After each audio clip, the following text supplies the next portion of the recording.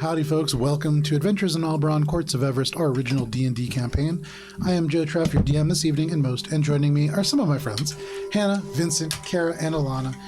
Matt is away at a wedding, and Tina is experiencing some car trouble. Boo! Boo, car trouble. Boo. Boo weddings. Boo weddings also. Yeah, actually, mostly boo weddings. Boo all that stuff. Yeah. And so we will have, hopefully, a fuller group next week. But we're going to play D&D tonight. Before we do a couple of quick announcements, first we played, this is really quiet music, hang on, I'm going to put our theme song on a little early here. Boom. Okay.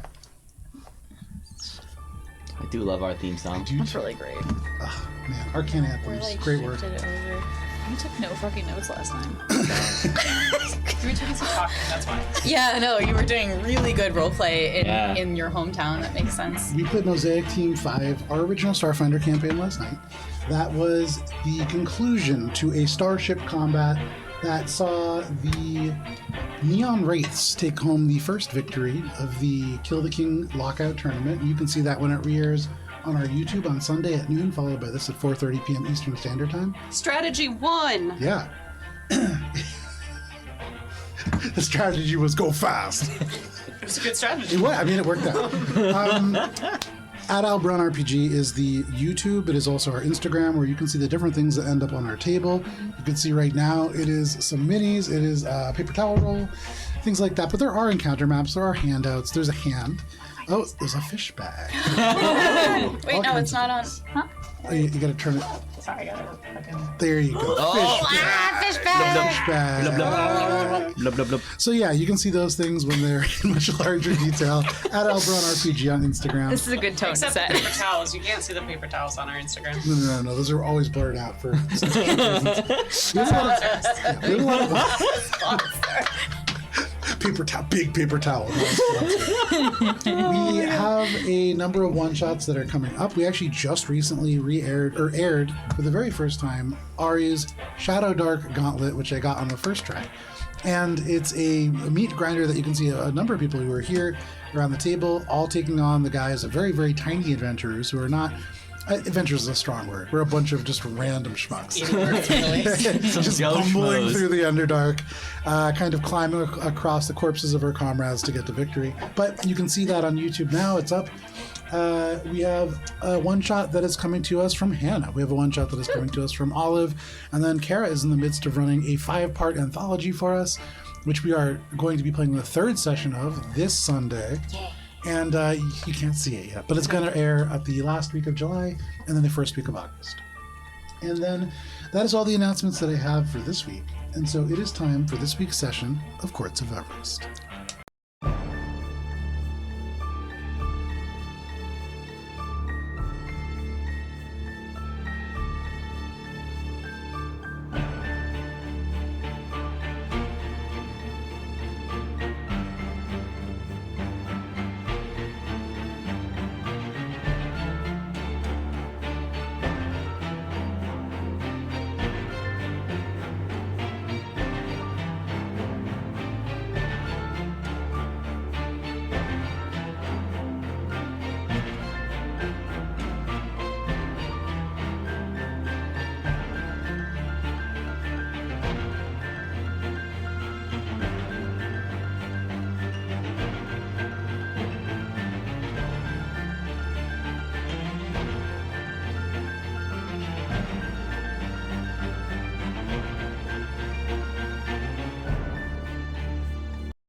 Wandering Hearts. Perfect timing. Last we played, you arrived at the enclave that Minka called home and were greeted by 3 figures, one of whom, to Minka's great relief, was her mother, Lot. You were ushered in with the walls again closing behind, leaving Billy and Alina somewhat on edge as to the nature of how permanent this stay might be. You were offered a place to rest, with Alina badly wanting to sleep.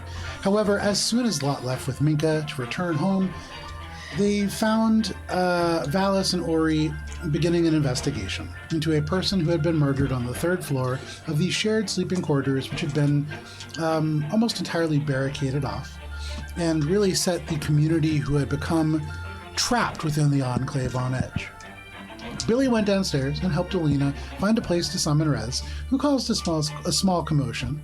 Alina, you also interviewed the goblin who most of those staying at the resting house believed to be the murderer, and after winning her trust, immediately offended her and closed off that potential relationship. Sorry, girl. While this went on, Cheshire snuck off to scout out a location to hold a concert and perhaps follow a thread to its similar destination.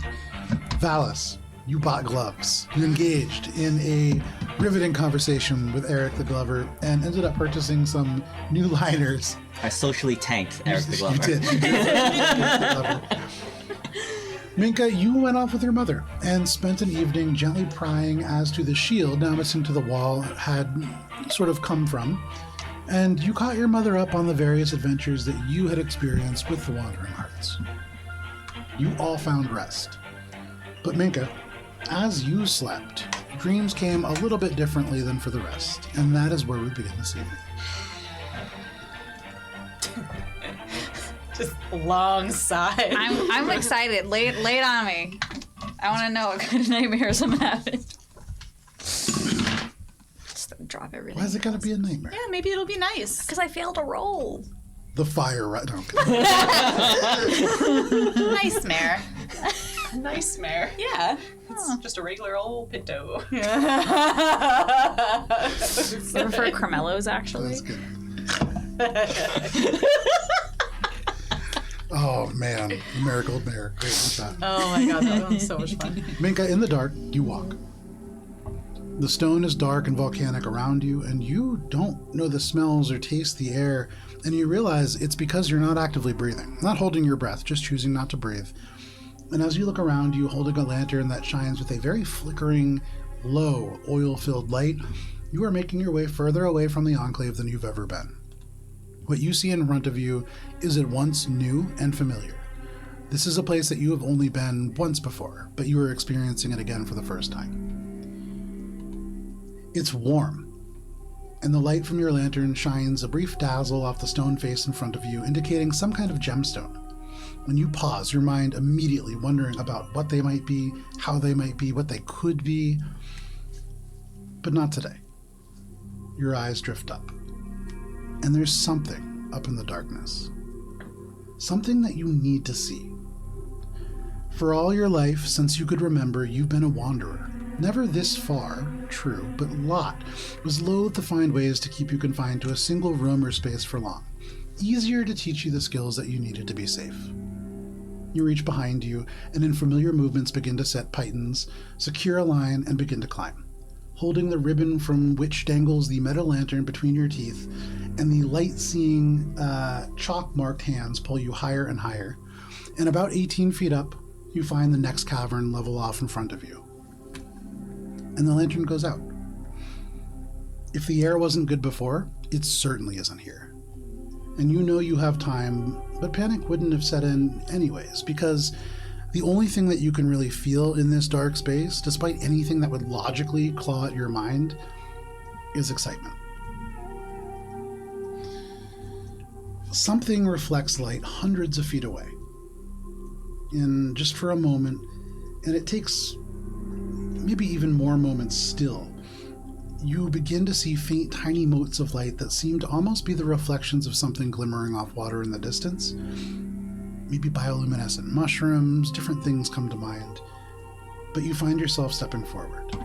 And as you get closer, the shimmer gets stronger, and you become convinced that there must be something more than water. More than just fungus, more than anything that you had seen. This light is strange and constant, yet seems to flicker and fade all the same. And as you get a little bit closer and you step over elements of a cave-in and debris, you see glowing with this ethereal light a cluster of gems. And they seem to almost speak to you with power and peace and purpose. From inside, there is a pulse. And in your mind, though there is no voice, you feel the words, approach.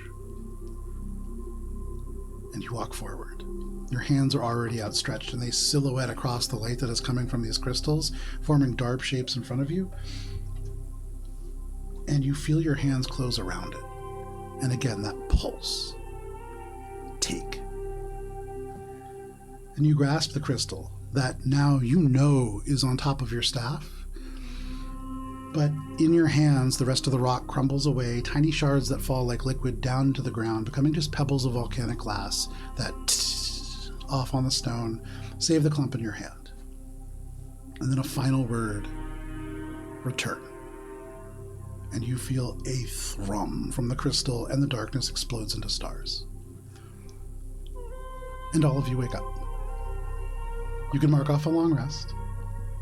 And for everybody, including Minka, you are a little stronger for it. But Minka, for you, as you wake up in a familiar place that you expected to feel nothing stronger than the pull of being home, there's something else out there that still needs to be found.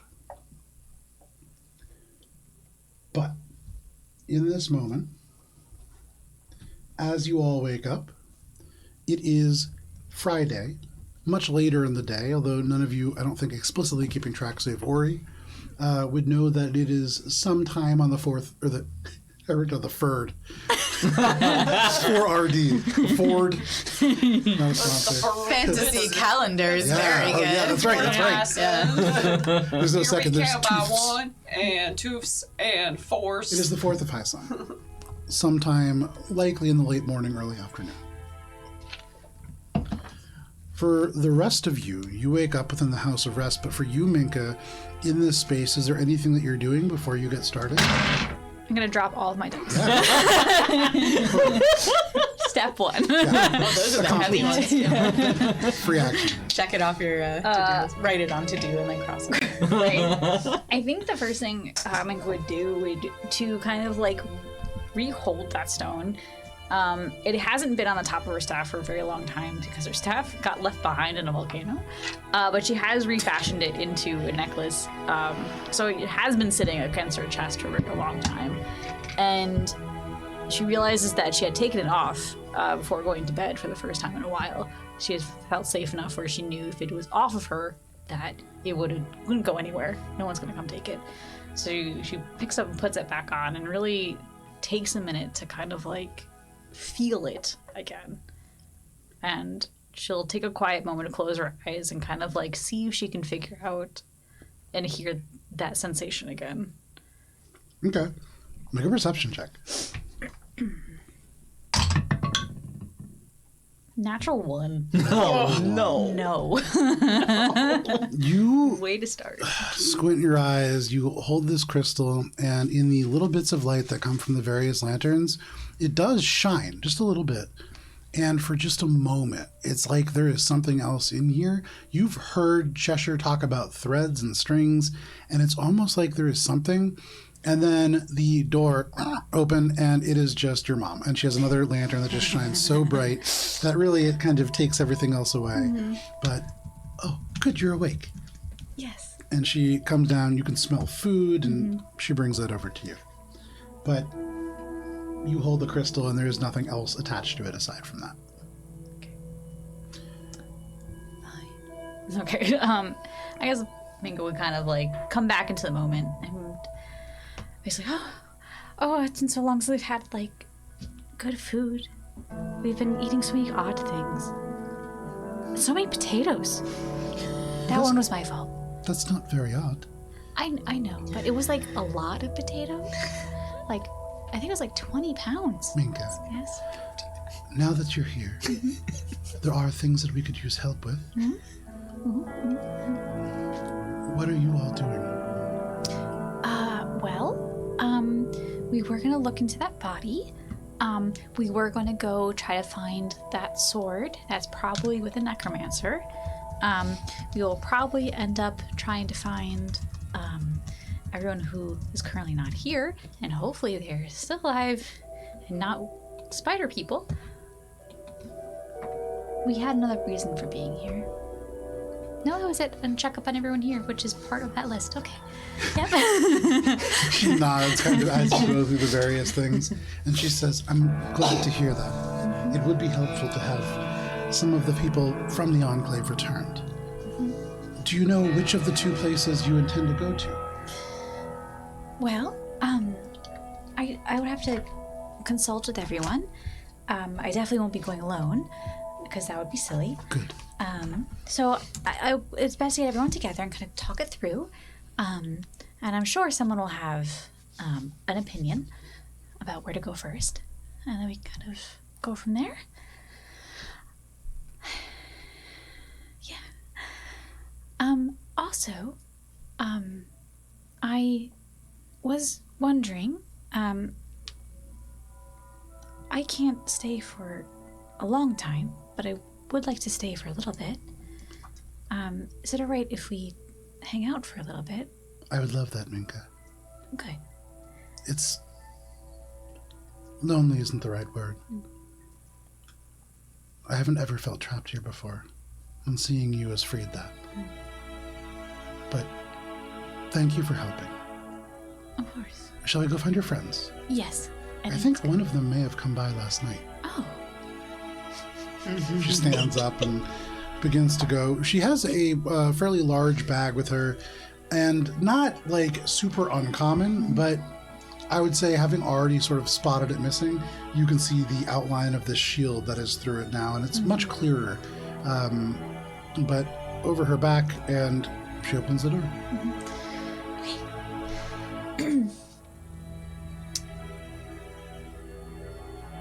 Were they pink? Who, what pink? The person that came by? No I one didn't came see in. anyone, but there are ways of making sure that we know who is coming in and out. Somebody walked by last night. Somebody I'm not familiar with. Okay. All right. Let's go. For the rest of you, you wake up within the resting house. There is a fair amount of noise happening, as there is about a dozen, a little fewer than a dozen people. But the kids in the family downstairs, this kind of gnomish family, are certainly making a lot of noise. And that would definitely wake many of you up. Make them stop. You could just hear like fighting from downstairs. There is some kind of a thump and then giggling and then two footsteps just kind of running off. You can hear some adult shouting as well, but it's nothing angry necessarily. Alina has been told to kind of keep her distance because she accidentally made a couple enemies on the second floor.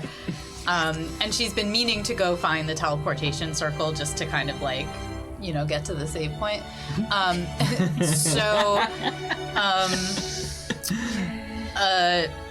Well, okay, so she's gonna say to Billy, hey, I'm gonna wander off and see if I can find the teleportation circle. But I'll be back. And then she's gonna look around, and I guess her eyes alight on Eric the Glover. Okay. And she's gonna be like, okay. And she's gonna walk over to Eric and be like, hey, do you know where the teleportation circle is around here? I'm sorry? The teleportation circle? There must be one around here somewhere. I'm not familiar with the teleportation circle. I was traveling on foot through the Underdark. Right. Okay. Are there any, like, locals around that don't hate me? Are you asking him that? Well, she's just kind of saying it to herself, like, as she's looking around. You look around, make a sense motive check. Or sorry, make an insight check. Starting off strong. 12. A 12. Okay. So, with a 12, you take a look around at the individuals who are around you. Give me 1 second here. Gotta come to the right part of my guide. Most of the people that you set your eyes on, you're on the second floor, correct? No, I stayed on the first floor On the with first Billy. floor. Okay. Yeah. So really, the gnomes, they're kind of like running underfoot and all around. You can see there is this leather ball that is stuffed with something that they are just kind of throwing around, and it hits into things, and they chase it and knock things over. Aside from them, the two parents do look over at you somewhat suspiciously, and you get the sense that they're not your biggest fans. And aside from that, there is a water genasi who seems to be engaged in some kind of a meditation. And Eric, who kind of looks at you and just, you can see, is already kind of looking at your hands and trying to like size up potentially a sales opportunity. Okay, thank you. And she'll just wait for Minka a lot because... No problem. Wait. Valis, anything you're doing this morning? Yeah, can I go and How do I do this in a non-creepy way? I want to go play with the kids. Okay. What is the purpose of playing with the kids? Like, what are you trying to do? Just to like, there's no purpose. Okay. That's free action. Yeah. You go over, make a Say hi to the family and just like ingratiate myself. Make a with them general and just- persuasion check as you do this. 23. 23. Okay. So you go over, you can see there is a pair of gnomes, both of whom are wearing relatively like sort of common-ish clothes. It's not of a style that you're familiar with. I would say, actually, Valis, you had just passed through Darkbriar, and so these seem like individuals who maybe are from there. They have similar dress to perhaps some of the people that you saw like in the streets. But you go over, you kind of introduce yourself. You learn that the kids' names are Parla, Darla, and Skintron. And they're just a bundle of energy. They're running around. And I think the father would probably tell you, ultimately, as you like ask if you could play with the kids, look, really, respectfully, they have enough energy already, but I appreciate you looking out. We've been trying to get ways of just keeping them a little bit more under control. You don't want them getting underfoot with the Embersworn. They take that kind of thing very seriously. And kind of nods. And just, like, very respectfully ask you to leave the kids alone. But almost immediately you hear something, like, gets knocked over, and he turns and has to run off after them. You... I respectfully leave the kids alone. See? Not creepy. No. Absolutely not. So, you return. Yeah. Billy, is there anything that you're doing this morning? Just contemplating on whether or not throwing a pillow could be perceived as aggressive. Well, What's in the pillow? Yeah, that's Did you put a brick in there first? how hard is it? Yeah. What is the social context? There's a lot of thought going into this, Yeah. as she really just wants to get more sleep. Yeah. But with the small children already kind of drawing some protective conversation from their father, probably would be seen as aggressive. And perhaps you opt not to throw the pillow. But Minka, you make your way with your mom. And there are a few folks that you can see who are kind of going about shoring things up. There are definitely people who are checking the perimeter of this place, making sure that there is nothing. Make a perception check. Use a different die. Okay, much better. 22. Okay. With a 22, you watch as you are walking, and I mean, you can see much of what you've seen already. You do note that one of the places that's being checked is not a place that is typically used for travel. She hasn't told you that she's looking for it, but if you were looking for a teleportation circle, it would be off in this direction. And so it does make sense that they would go and check it, but it is also a very secure route. And to get to it, you can see the stairs are not out, and so somebody must have gone down at least 10 minutes prior. From the main area that you had all entered, actually, there is a sort of steep fall away that becomes kind of this sort of standing water. There is a set of steps that can be magically kind of pulled that are stone out of the kind of sheer cliff face. And there is a door that is not visible from the top, but is kind of underneath in this little grotto. And you can see that there is light coming from that area, and so people are checking that. That would be because the teleportation circle is not kept within the enclave. It's like out within a cavern nearby, but there's nothing that could allow for something to breach into the enclave proper immediately within the space. But there are a few folks, and I would say you get the sense that of the people who are here, of course, with the shield on her back, you get the sense that your mom is definitely taking an active part in defending this place. The elf that you had been greeted by on the way in, Caravas, seems to be one of the people who is also using a lantern and really just kind of inspecting the wall. And then you would see the gnome with a broken nose, who seems to be in a bit better of a mood than they were yesterday, who you know as Gordon's, is making their way over and also inspecting the kind of area. They seem to be in charge of keeping this artificial rock barrier intact. Which one? Sorry, is that the same one that I had It would include that as well. Oh, it's like like a lot of barriers for many different Correct. entrances. Or There's probably 5 or 6 that Okay. exist in total. I'm sorry. No worries. I just want to make sure I can pick. So last night, Rez led me to one such barrier. Correct. But there's multiple ones. Correct. Got it. Yeah, so we're in like an enclosed space, and all the potential egresses have been either artificially walled off or are very heavily guarded right now. Okay, and the heavily guarded one is probably the teleportation circle. Minka knows it's the way to the teleportation Okay, circle. okay, got it. So, like, being real technical, Minka, you know that the teleportation circle is near something called the Crawling Road. And it's called the Crawling Road because a lot of drow and crawly things use it, but it is a sort of highway along the Underdark. And so it's a very quick way of getting to many different places. There are a lot of traders who visit the Enclave from this direction. And on the other side of this road is the area that teleportation circle is locked behind an illusionary rock wall. And so that's kind of what's off in that direction, Okay. along with the Crawling Road itself. Right. So I think it kind of goes in and goes, okay, 1, 2, 3. What? Where? Did we lose Cheshire again? Oh, like a while ago. She just got back. We really have to get to the bottom of that. Okay. Well, Hello. Good morning. How are you? Did you guys sleep okay? Billy just glares over at a bunch of kids running around and screeching their heads off. Did you like spending time with your mom? Yes. Yes, it was very nice. Thank you all for keeping Minka safe. She can be excitable sometimes. Minka kept us safe. She literally brought me back to life. Really, Yeah. I owe her a lot. I do too. We need to figure out what we're doing. So, we have a couple things we can do, and a couple of things I think we probably should do, but I'm also curious to see what, how we're doing.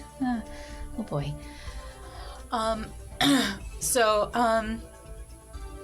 Happy to have that conversation. Lot, I was wondering if I could be permitted to study your teleportation circles so that I can help Minka come home anytime she wants.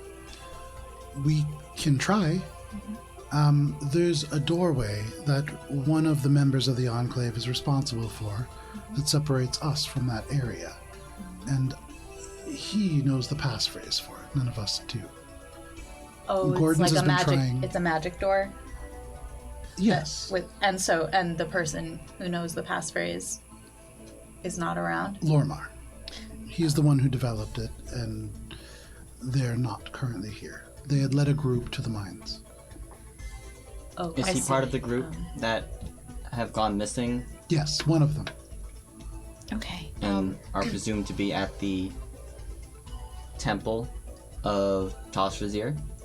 Lormar was in the mines when we were separated, so they may be there, they may be elsewhere in the Underdark. But to find them, starting at Minus's mine would be the place to go, or going down through some of the caverns. And we can open those ways for you if you are looking for people from the Enclave. And that was the one that maybe we should do. We have a lot of people that are missing, and you may have noticed that there aren't a lot of more permanent residents here. So we really rely on everyone who comes and stays. Anyone missing is kind of a big deal. Right. Okay. And the runes aren't inscribed anywhere in a book or anything. No.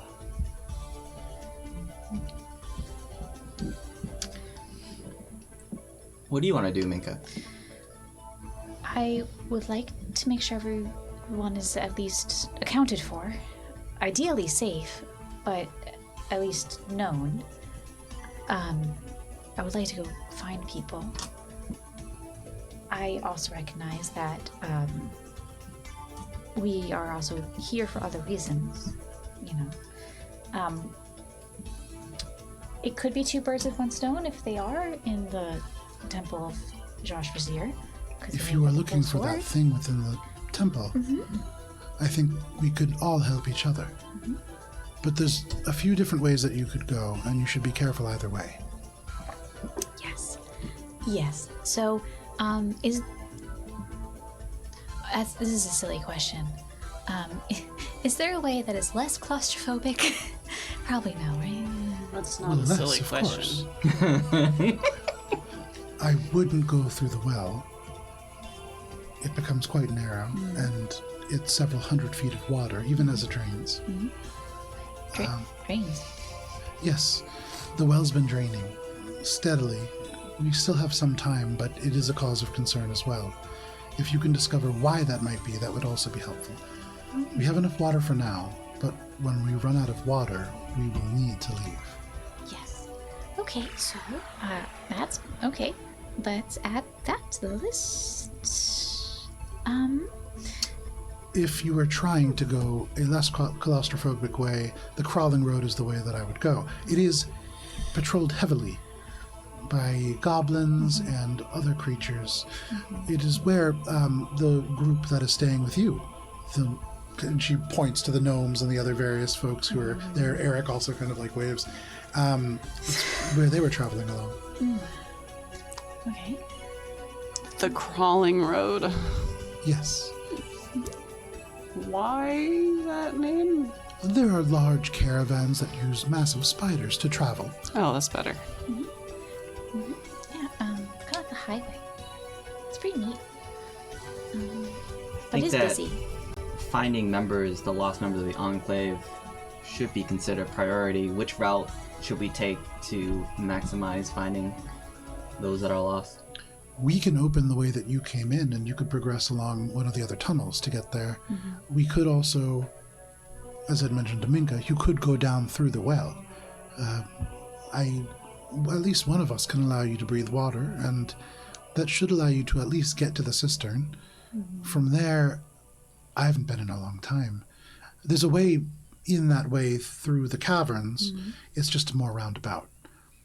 And you would need to go through a checkpoint that at last that we had heard had been taken over by goblins. Probably the same group that we've been running into then. Okay, well, You could also try Minus's mine. Something strange happened there. Only Minus and his friend were in the mines, but we've sealed it off just in case. well, that might be good to look at too. Oh, okay, all right. So we have Crawling Road, the well, and the mine pit. Let's just take the well off the table. No well. Okay. But if we Well- go to the well, we can figure out why it's draining. And there are, at least as far as we know, no goblins in the well. None have washed up. Positive. I can kill goblins. I can't kill walls. I'm sorry, are you fighting the walls? I've seen Minka kill walls. Lot, some of us in the group are just a little claustrophobic, that's all. Looks all and doesn't seem to really settle on anybody in particular, and just sort of nods and says, well, then the crawling road it is. If you think you can open the door, we could try that way. Otherwise, we can open one of the passages and you could chance the patrols. I could force the door, but I fear it would break Lorimar's enchantments if I do. It would be impressive if you could.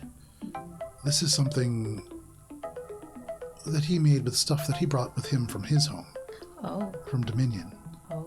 maybe not then. We could try. We could look at it. Oh boy. Okay, so the crawling road? If we can get past the door. Yeah.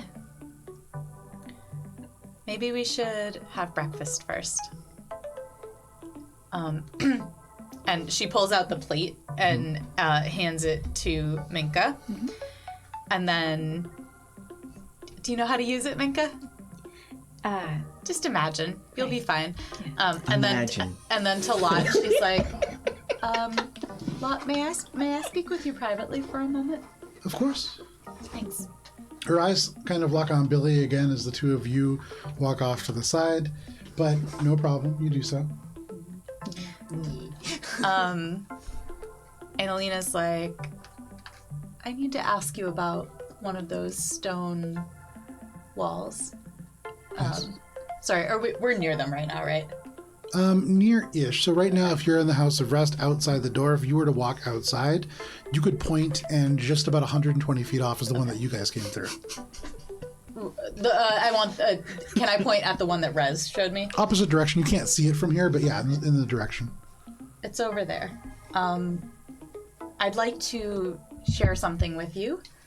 It might be a little startling. I hope that's okay. I'm sure whatever it is not something new to me. Have a familiar. His name is Rez. He is from the house. And he thought that there was something else from the house behind that one. And you want to go see it? I'd like to know more. Make a persuasion check. Ooh. 9. Oh wait, no, sorry, persuasion. 14. 14. Hey. Better than 9. Yeah. You could see she kind of shakes her head and she says, well, yeah, I just gotta remember the name here. Minus and Masserat both went missing there. And we're concerned that perhaps something has breached from the outside. And so we can move this, but perhaps it's better if everybody comes along.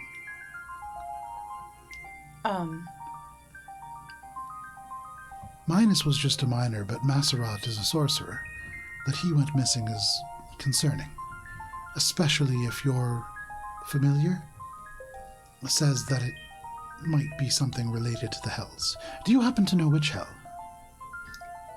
May I introduce you to my familiar? His appearance might be a little startling, but you seem like you're equal to the task. Very well. Okay. And you can just see Rez, who just goes, ta-da! Potato demon. Just kind of nods. And Rez just goes, so yeah, before we get into any of that, I just need to make it really clear I'm 100% here with Alina and, the other guys. But this is, it's probably nothing. It's probably just remnants or something, but we're really looking for a way to go and just maybe I got mail, And you can see Lot, takes all of this completely in stride. There's no, being drawn aback. There's no gasps, within the actual So cool. House of Rest. She nods, and she says, well, as a rule, I try not to travel to the Hells. But she looks back at you, and there's just a moment where she looks back at Minka. And she says, Minka brought you back to life. I don't know what I think about you. And she points at Rez. But I believe in Minka. If Minka will go with you, you may go wherever you wish.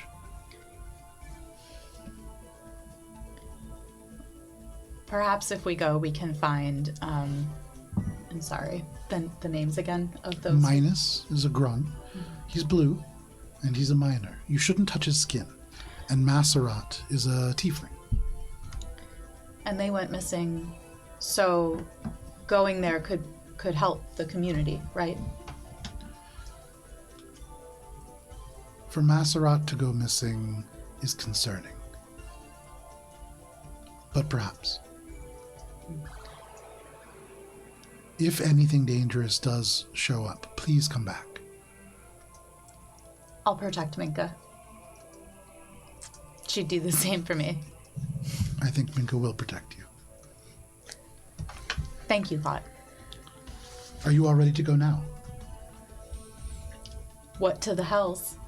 I would need to pitch it to the group. Very well.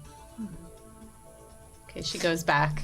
What's Minka got going on So the Minka's plate? been holding it. She hesitated for a little bit. She's like, I did eat. Is Lot coming back?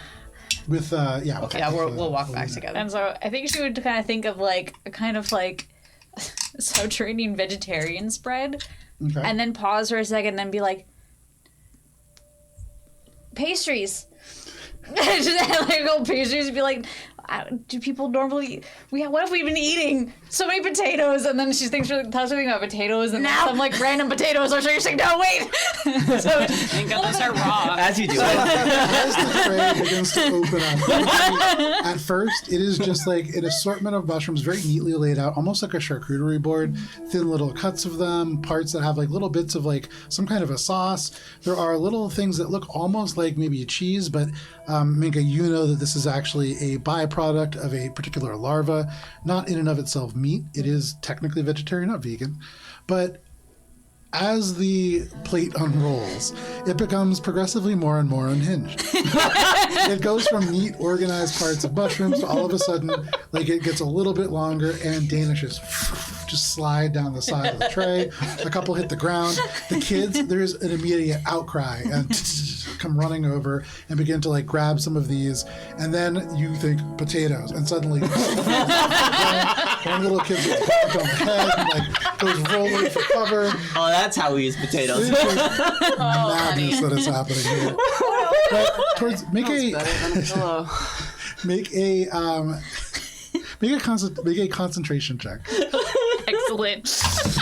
I definitely. Oh, perfect. That's an excellent number to have for concentration, guys.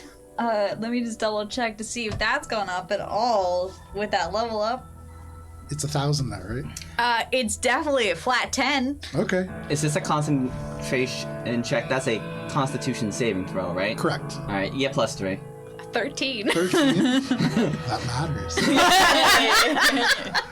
For just a second, whoa. You see just a wall of potatoes. There is about to be a moment where so many potatoes are created that it may cause, like the table begins to buckle. And then you force yourself to focus. Part of it is you see your mom and she's like reaching out to help you. And you're like, no, I have to do this. And you ground your thoughts and the potato pile kind of shrinks back down to a final croissant. Yeah. And you grab it really quick because you know in your heart of hearts there's a potato inside that potato. And you want to make sure nobody catches that. But you have your food. Billy like picks up one of the pastries and like bites into it. It's like tastes like fried potato. This is. Oh, I love potatoes. I really just. Oh. And I like cooking. for what it's worth, everybody who is in this place rushes over. So the gnomes are here. Eric comes over and just says, "This is amazing." And almost everybody here very excited. They've eaten pretty much nothing but the rations that they've had. And so for all of you to come in and just bring magic food, pretty big deal. And so all of you have instantly made a couple more friends. Alina, even you feel the kind of general attitude of the room warm up a little bit. Nobody waves back, but nobody glowers at you either. I like to pull Lot aside to speak to her. She's like just about to sit down. She goes, "Oh, very well." I guess I'll do it after we eat. So over breakfast, Alina is going to. Okay, Hannah still can't quite get the names in her head, but Alina is going to basically. Minus is the grung, and Minus. Masserat is the Masserat. tiefling. And that was Okay. one of the paths we were considering, minus this cavern, before we Minus decide is on mine. color. Minus is mine. Ah, thank you. So Alina's Mine? gonna be Mine? she's gonna say to the group, listen, so I needed to check with Lot about something, but I have something to tell you guys. So you know how Rez smells the hells sometimes? Oh. He smelled it down there where the mines are, the area that goes towards the mines. So that maybe is, if Minus and Masterat are down there, that's dangerous. But that's not why I'm telling you this. I'm telling you this because Rez wants to go home, and that might be the way to help him get home. And I made him a promise, and she looks around for like to see if Cheshire's around. see Cheshire. You don't see Cheshire. And I'd like to keep my promise to him, so I'm going to vote for the mines. And she's not making eye contact with Billy. What does that mean for you when Rez goes home? I have to talk to him more about it. Haven't had a chance, but didn't want to keep this from you. And she kind of is glancing at Ori, who already knew that she was considering, like, helping Rez. He's making a real mean face, but I'll let Matt fill that in. Yeah. Hey, Rez. There's the shift right next to Alina, and you knew that he was there, but you see Rez, and he goes, yeah. What does it mean for Alina when you go home?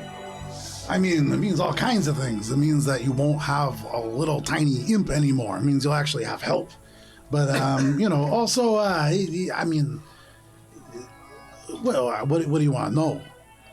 I was actually kind of hoping that Rez and I could have this conversation privately. I understand. Well, as someone Wait, do I get to know? We'll talk in a bit. Let's eat your croissant. Eats it. He disappears. Is it a just chocolate slowly croissant? Just disappears. Are there any chocolate croissants? It's a potato croissant. Oh, yeah. Yeah. No, I had the potato croissant. I have the only potato croissant that I'm eating in such a way where I'm angling it so no one can see the filling and doing it the best I can to keep the raw potato not only visible, but Skin keep. on russet potato. I'm also just like trying to keep it off my face that I'm just trying to crunch through a raw potato right now. I have a 21 for perception. We can slide a hand check. Oh no! We're rolling for important things here. Ooh, I don't have anything. I have a 15. You 100% see me crunching a raw potato inside this croissant.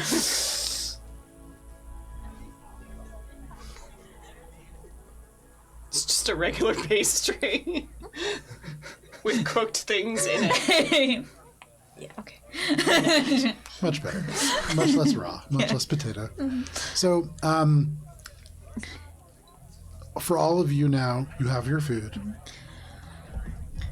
Okay, so, as someone who very recently... You see one of the little kids just gaze. But, like, they're housing this food. And really, this is you've won some pretty major points by doing this. As someone who very recently, I know how hard it is to be away from home for such a long time. And knowing that there's something so closely connected to hell, so close, is worrying. And yeah, not only, I mean, I want to help Rez, and also I want to help your people. And there's 2 of your people down there. Who knows what is happening down there? At the very least, we should look, just to know. I do want to get Lorimar back. He's one of the few founders we have left.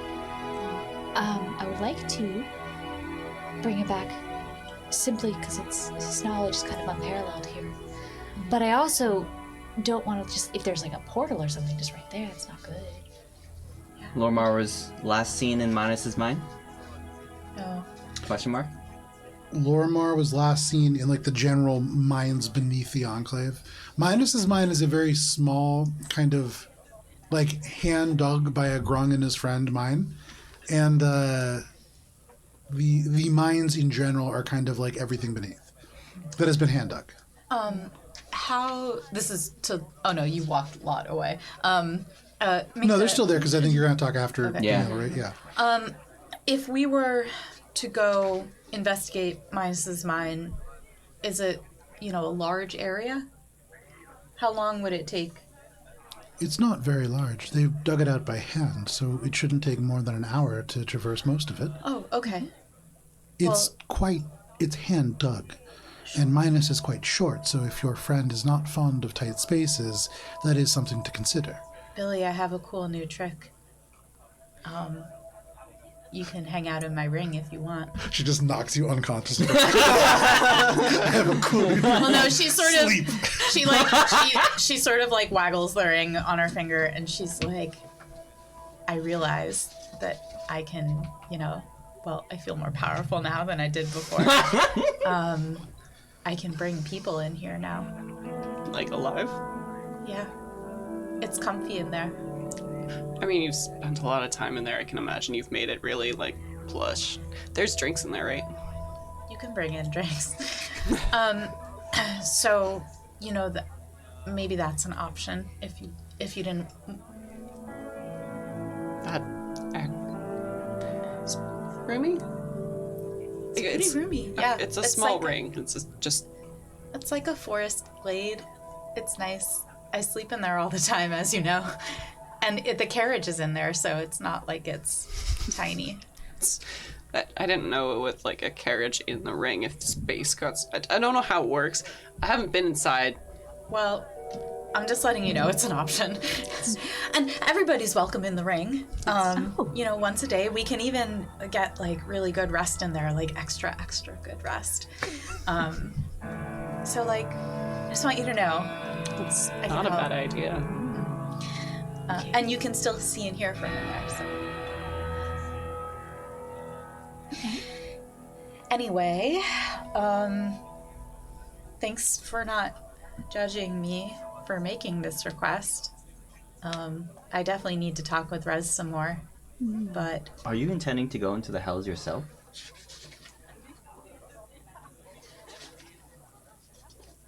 I need to talk with Rez more, like I said. But exploring the mine itself doesn't seem like a bad idea. It's not that big. It won't take too long. We can take a look. So let's take a look. We can reassess once we have a better idea of what's happening in there. Yeah. And then we can hopefully maybe we will find a clue or some hints of something. It's not like also the body upstairs isn't going anywhere, so you could probably. It's not a huge priority right now. I can probably wait. Maybe that's what Ori is up to this session. Or he's just staring at it like, Are He's got his little... poking it. Yeah. Is our party and lot eating separately from the rest of the...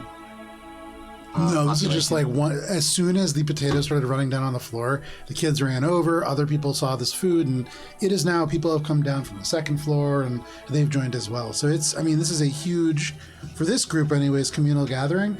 And for what it's worth, since you've come in, there's definitely been not a positive attitude. For the first time, people are kind of talking to each other. There is actual conversation happening that is not like forced tense. Let's discuss Alina talking to this suspicious person. We've got the good potluck. You do. Nice. Yeah. You do. Alina's gonna kind of like go, I think, sort of awkwardly be like, just gonna talk to Rez for a bit. And she knows that she doesn't have to step away from the group, but she's gonna do it because it would be weird just to sit there having a telepathic conversation. No, absolutely, sure. And she's like, so I'm just gonna learn more. Thanks. So you're just going upstairs? Everybody else is Not coming down. upstairs. No, I'm gonna like wander off just. Just turns around. But she will just look at Billy for a second and then just be like, Okay, no worries. You make your way away. Is there anything else everybody is discussing before, or should we flash over to Alina and Rez? I know. I'll probably pull a lot aside. Okay. Because I want to bring her up to speed on our investigation that Ori and I did. Very official. Hey, Stu, get in here. Flip over my notebook. Lot about the body that Ori and I took a look, and Ori discerned that the cause of death wasn't the dagger. It looks like the person was strangled and then perhaps stabbed to make it look like someone else, like the goblin, killed him.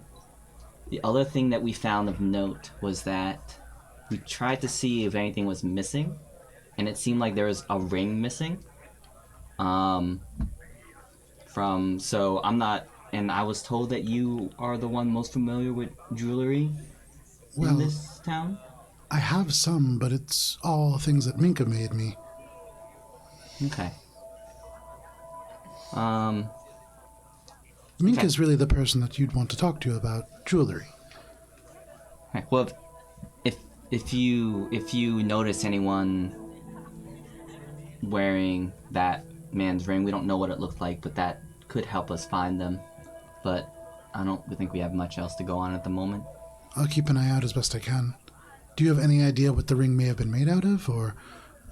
We weren't Anything. able to discern that. I'll look for rings.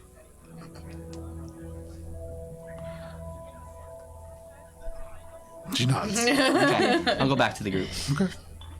Get back to the group. You go off with Rez. And Rez goes, hey, sorry, like Valis just kind of asked, so I figured, Yeah, no, that's fine. I have some questions yeah. about what you told me. Some of why you're familiar.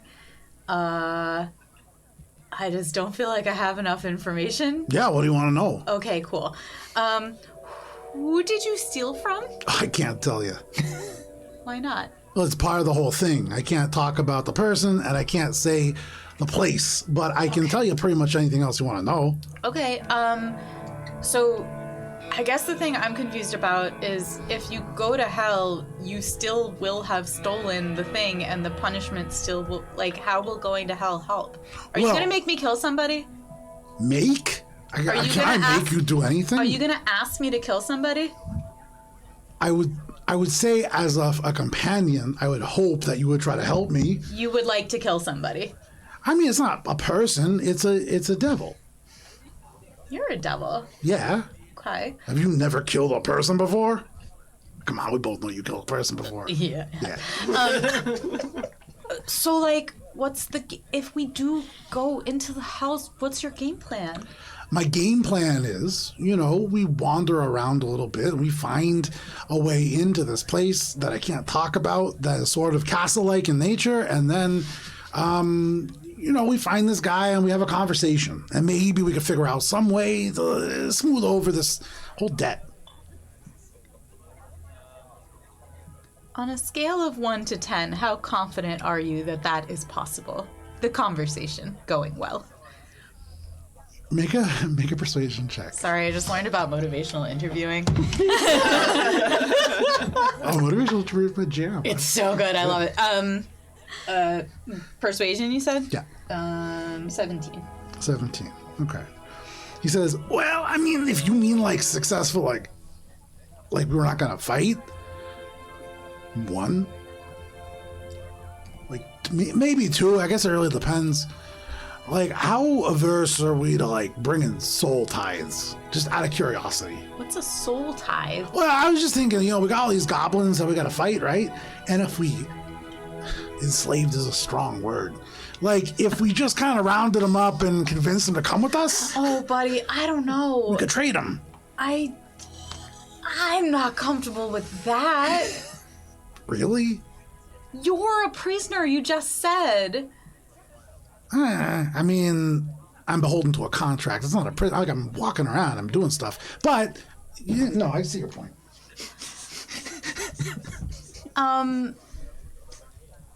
What other options are there besides just trading souls? I mean, goblins Extreme obviously. violence is definitely an answer. But, I mean, we don't want to go in there saying that. That's the whole point. Even if we know that it's going to fail, we go in with the proposal. Okay. And then if it's resolved through words or violence, then what happens to you? Then I get to have my true form back. And what's that like? Big. Like your potato body but big? No, man, it's hard to explain. Think about Ori, but not at all like that, basically. So huge, muscular, I got wings, I got horns. Scale's kind of hard because back then everything seemed real small, but now everything seems real big. So, I don't know, but I'm a lot bigger. Okay. And you said Yeah. that if all that happens, you can help me. Yeah, I mean, I'll be huge. But what does it mean? Do you come with me still to help me? Do you stay in the hells? I mean, I don't know. What are you trying to do? I don't know. We've got like missions and stuff. I'll probably go there unless it doesn't help, and then I guess I don't really want to stay in the hells, but I can. So you want your big body back, and then you want to keep hanging out with me?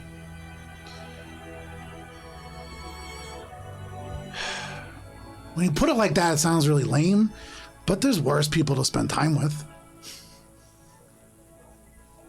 Okay. I don't want to hang out with you, okay? There's a lot of cool stuff out there, and you can see cool stuff when you go with other people. That's it. Yeah, I mean, I guess I don't really want to hang out with you either, but No. like, it wouldn't be the worst thing. Okay. I don't Well, want to inside check. listen, I don't know what's gonna happen. I don't know if the group is gonna want to go into the hells, but I made you a promise and I intend to keep it. Yeah, I don't think it's so much about what they want. They just walk into danger all the time. But ultimately, I think if we make it to the hells, we'll be fine. We'll figure it out. We always do. Will we be able to come back? You could do that thing, right? It doesn't work on other planes. Oh, I don't know. Hopefully. People have gone there and come back before. Okay, listen, it's gonna be kind of a hard sell, but I'm serious about the promise I made you. He nods his little potato head. Speaking of which, when we shook, there was like a little thing that happened. What was that? I should have asked at the time. What are you talking about? We shook hands and there was like a. What was it? I don't know. Oh, I thought you did it. Does your fur get static charge? She's just gonna inside check. Make an Inside check. inside check, yeah, for sure. He's just so cute and trustworthy. 18. He looks, for what it's worth, genuinely confused about that and doesn't seem to have an idea as to what you're talking about. Additionally, with an 18, Yeah. almost everything that he has said has been true. I mean, he genuinely doesn't want to be perceived as wanting to hang out with you, but he almost certainly does. My little buddy. Now that I'm thinking about this thing that happened, now that I'm thinking about it, and now that my assumption that it was him has kind of been from my perception, like proven wrong. Can I pinpoint what exactly that was? Make an Arcana check. Hell yeah, brother. 22. This is not something that you are familiar with from any kind of dealings that you've had in terms of the hells, but you know a thing or two about pacts. And while you haven't made one, you maybe have become party to one. Oh, I see, because his punishment was being a familiar. Well, who knows? Yeah, okay. But that seems to be the avenue in which that seems to trend. It wasn't something that was actively done. It was a response to that agreement, and perhaps if there are going to be some kind of ramifications to that, it will likely occur in the hells. Roger. Okay, Rez, one more question. Yeah. This is maybe kind of off topic. What happened to my other familiar, Petal? I mean, like I said, don't worry about it. I'd like to know more.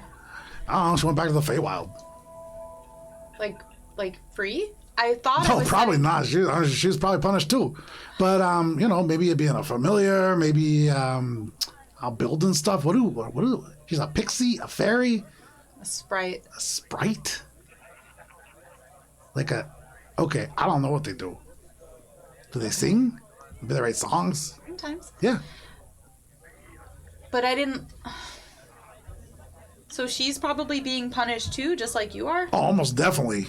Damn, Petal. File that one away. You never asked her why she was a familiar? Just never came up. She was just so useful. Hold on. Listen, I've learned a lot, buddy. I didn't value her the way I should have, but you've taught me how to value. There are times where you come off a little insensitive, Alina. I'm really working on it. I'm sorry. In-mouth syndrome. Honestly, if I was a sprite, I would understand.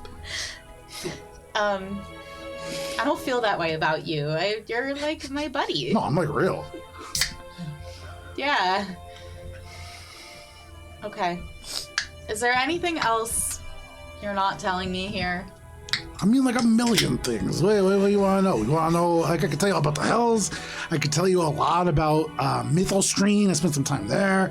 I could tell you a little bit about the Astral Sea. You want to know about that? Cranberries. I know a lot about cranberries. That's hilarious. Maybe not about cranberries. I guess I mean, like, if we're gonna go into the Hells together, you're not like keeping anything from me about this, mission or whatever, are you? Make a persuasion check. Cranberry juice. Natural 20 for 29. Woo! Alina, it's the Hells. It's dangerous. There are all kinds of devils. There's bad stuff there. I don't know what we're gonna come across, but it's not gonna be good. We've handled not good things before, though, right? Yeah. And no check needed. Not very. What he's thinking of is probably significantly more than the things that you have handled, and that includes fire giants and things of that nature. You remember getting snatched up by a huge bird, and he still looks a little skeptical. So we would need a plan. Yeah, no, a plan's good. Okay. Thanks, buddy. You want some chocolate? Yeah. Just consumes it right away. So you all make And your then way back she's in? gonna have a little piece too, like. It's like okay chocolate. Yeah, It's yeah. not great. It's not that good, but Yeah. So you make your way back in. Valis, you've had your aside conversation with Fly. Mm-hmm. Anybody else aside conversations?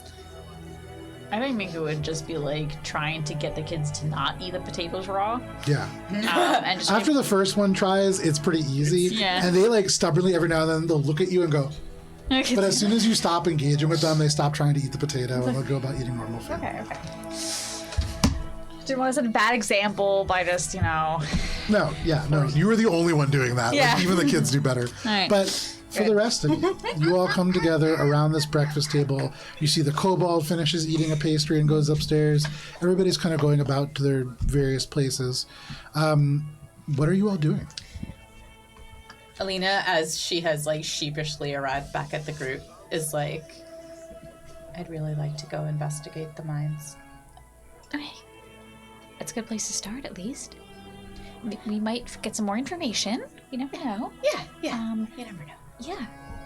Who knows? Maybe Minus is totally fine. Maybe Montserrat isn't trying to summon like a whole like packed thing into this plane or something. We don't know. Wait, he might be like a bad guy? I don't know. Oh, I don't know what's going on. definitely worth investigating. Does Billy know anything about tieflings? Make a history check. That's a I feel big like Alina's question. probably at least a little 4. racist for the tieflings. Tieflings, devils. You don't know a ton about them. I would say you know enough to know that they're not devils, but aside from that, not a ton.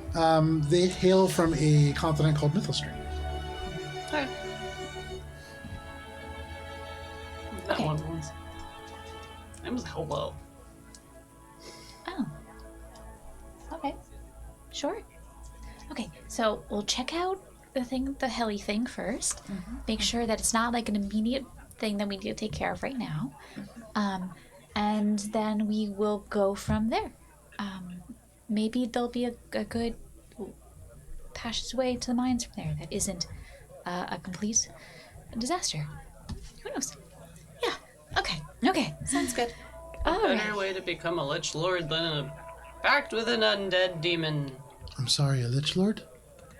Isn't Josh Vizier that guy?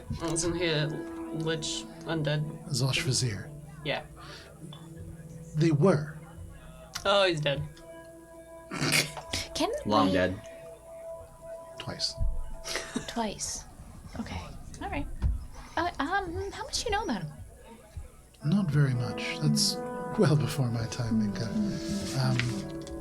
Before I arrived here, anyways. What Okay. do you want to know about him?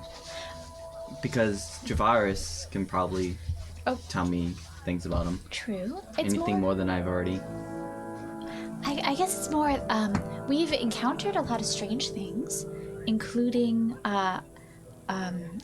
now like stitched together weird things. Because like, don't we like That's- actually run across it? That's from the Psilocybin though. That's not Yeah. from Joshua's ear. Right. Make us think for a second and just be like, we haven't really come across any like true undead save for the party, right? Correct? So, and that was related to Oh, yeah. the shattering,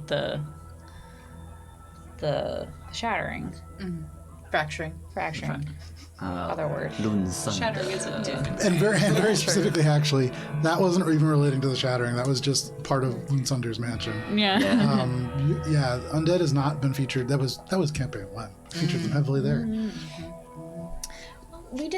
I don't really know much about liches or undead things. I mean, we've mostly been coming across like weird. You know? You're not wrong. I know a little bit about demons, but not much about liches. But that was his old home. That doesn't mean necessarily that he or his undead are still there. Because from what you said, the things currently in the caverns are taking prisoners there, so they might have reclaimed the temple. It is some lieutenant of the Psilocybin that occupies that place. Right, because it's the psilocybin that is assaulting this enclave. The Question mark. Enclave is a stone on the beach, and the Psilocybin is the ocean. We are not the target. We just merely are here. Whatever the Psilocybin wants is much larger than us. I had like a bad thought, and I just kind of want to air it out before we go any further. You know that like the weird magic that we came across with the hags, you know, and then we know that Josh Vizier was kind of like the guy who specialized in weird, terrible, weave ruining magic. You don't think that the psilocybin, the thing that makes things worse, is specifically looking for the knowledge from the Lich to make things worse?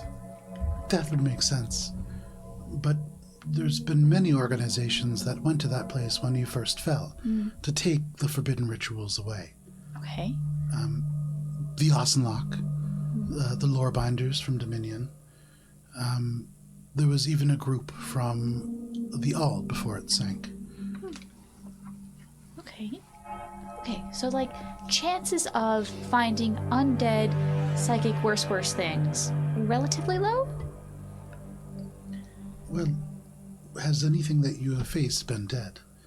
I don't know that you could do the things that you need to something that's already passed. They were definitely not doing well. They're dead now. That thing that wouldn't stop coming, that was weird. Yeah, I didn't like that one. No. But that was because of a spell that had been cast on it. Right. I don't It know. had been a spell or spell-like ability, perhaps. Yeah. Yeah. Something was making that happen. Yes. Yeah. Okay. Right. Well, I guess to the hopefully not hells. To the mines? To Minus's mine? Yeah. Okay, off we go. Lot nods, stands up, and if you gather up your little tray, you can make your way off and towards Minus's mine. No problem. 1 second here. Should I open the door? Are you gonna open the door? You walk over to this area. You have to walk out across this little pathway, and then you take a right and head in the direction of your house. And you come to a place that, Alina, you had been to just the night before, and wreathed on a wall of stone, there is just beyond, you know that there's like a little cavern, and then from there should be like a rope ladder that goes down to the mine itself, but here, there's just this rock. And you're saying, should you open the wall? Should I open the wall? And Nod says, Minkatir, this is a bit more involved than regular earth-shifting magic. Okay. There's so many negatives and minuses, mine. There's so many what? Negatives and minuses. It's been trying to keep it That up. one's good. been I like percolating. You could feel the shame. So she steps forwards and leans in, and she just whispers a single word into the wall, and there is a brief shift, and then you can see like a jagged line, almost a single crack just appears across, and then slowly this rock away. And it keeps almost a tooth-like appearance on the top and the bottom, and it does feel a little bit like you're stepping into a mouth to go beyond, because it is just a 20-foot deep and wide cavern. And there is a rope ladder that drops down a 5 by 5 by 5 hole. Very narrow. Alina's gonna look at Billy and be like, Yep. okay. So, just so you know, Billy, we need to be in there together. So, Raz, maybe you can carry the ring, while we're in there. Yeah. Okay, cool. Thank you. And then, Billy, if there's a reason that we need to come out, we both have to come out, and we won't be able to go back in until tomorrow. That's narrow. No, I know. The ring sounds better. Okay. Ready? Yep. Okay, hand the ring to Raz. Okay. Two of you into the ring, and Raz goes, oh, cool, and just puts it around. It's like a little armband on him. But he sits there with it and flies. He's kind of flying a little lopsided because it's heavy enough that it actually weighs him a little bit, but he's going with you. You can carry it in your feet if you want to. You make your way over to this little rope ladder, and you can see it drops about 15 feet down. And Lot would say, now, all of you be careful. There are gases and things like that can leak in, and there can be cave-ins. This is something that mine is stuck by hand, so please be very cautious. And they've taken wood down there to brace things off, but I don't know how well they've done. And there has been rumblings and all sorts of things, so please be careful. Okay. Did you bring, do you have pythons with you? Yes. Do you have rope? Do you have chalk? And the ring, right? Yep. And you're just all hearing like. No, we can hear clearly. It's just a in the little. rules, It's just a little louder. Yeah. The smaller version of all of you. We also have a pick, just in case. Okay. We actually have 2 picks. And I also prepared earth-shifting magic in case we get, stuck. And you have food and water for a week. Yes. Good. Okay. I also prepared good berries, just in case. I think we should be okay. Ori had the lantern, so we'll just use that just to keep an eye out for the gases. Or it just holds the lantern up. Yeah. He's eating a very large toffee apple. Huge. Valis, will you be able to go down that with your armor? Will I be able to go down that with my armor? Yes. Yes. It's going to be one of those things where as you're going down, you will have to tuck your elbows in, and it's going to be very uncomfortable. But yeah, you certainly can. This is designed for a grung, and you definitely feel that the whole way down. But Do a little face up. no problem. You all make your way down. Lot watches you the whole way. But at the bottom of this, there is a 5 by 5 section of mine where it just becomes a straight tunnel that has been hand dug. It is only 5 feet tall. So for all of you, likely, you're ducking just a little bit at the very least. Except for Billy and Alina, who are currently within the ring. What does it look like inside the ring? Okay, so it's a very peaceful kind of forest glen. Glade? Glade. Something. Yeah. Glade. I do have a picture of it, which perhaps we can put on the Insta. It's just sort of like a clearing in a forest, very beautiful, very calm, autumnal leaves. The carriage is in there, but there's plenty more space. Sort of like a campsite. I like the idea that when you go in for the first time with Billy just right inside the carriage, so it's a tiny little carriage. No, what's supposed to happen? No, much larger on the outside, but yeah, for sure. I definitely want to chat while we're in there, but it doesn't have to be right. Yeah, this we'll get second. back to that. No problem. So you all make your way down. Oh, sorry. Are there autumnal leaves always falling? Yeah. Like And forever? I feel like maybe it used to be green leaves, but it's Yeah. become more autumnal recently. Yeah, and I would say like you didn't even really notice it. Just over time, it just slowly kind of shifted to that. Maybe Rez noticed it at one point, but This pile is 5 feet deep. How did you not notice this? No, I don't like Red's break like, in here. But the corridor that you see in front of you is very narrow, only 5 feet tall, probably only about 4 feet wide. And there are wooden elements that you can see here and there bracing it up, but not well built. This is not a dwarven mine. This is a grung mine, not something that they're well known for. And you can see there are places where there have been cave-ins on the sides in multiple different times, and where over time, what the person who has built this has done is just taken the rubble and kind of stacked it along the sides until eventually it stopped falling. And so it's not very steady feeling. And especially with Valis, with the heavy armor, like we'll be scraping along parts of the wall here and there. So something just to keep in mind. You begin to walk. Who's leading the way? Minka would probably go first Okay. because this was. We're just gonna go into the mines. Sure. She's got her chalk out, just marking even though it's a straight shot. You never know. Yeah, and you walk 50 feet in, and already, Minka, this is longer than you remember it. Minus has done good work here for him. You make your way another 100 feet in, and it's just largely natural stone. There's pebbles, there's rock dust. It would be very easy to turn an ankle here, but for all of you, not especially dangerous. And it takes you probably about 10 minutes to get to a place where it really changes in any meaningful way. And it gets wider. And so not narrower, it doesn't get worse. A little bit wider, the pebbles clear away a little bit. Valis and Minka make perception checks.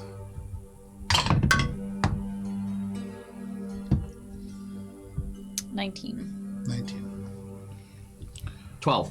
Okay, with a 12, it's dark in here. It's dark in here. Minka, with a 19, more than just dark, you realize that the stone isn't getting darker, the light isn't getting any less. There is still a little bit of a flicker from the lantern that Ori holds. It's really that there are very faint bits of scorch mark on the wall. And that lantern is flickering, ever so slightly. It's not significant yet, but that does tell you that the composition of the air is changing around you. Is there anything that you're doing with that information?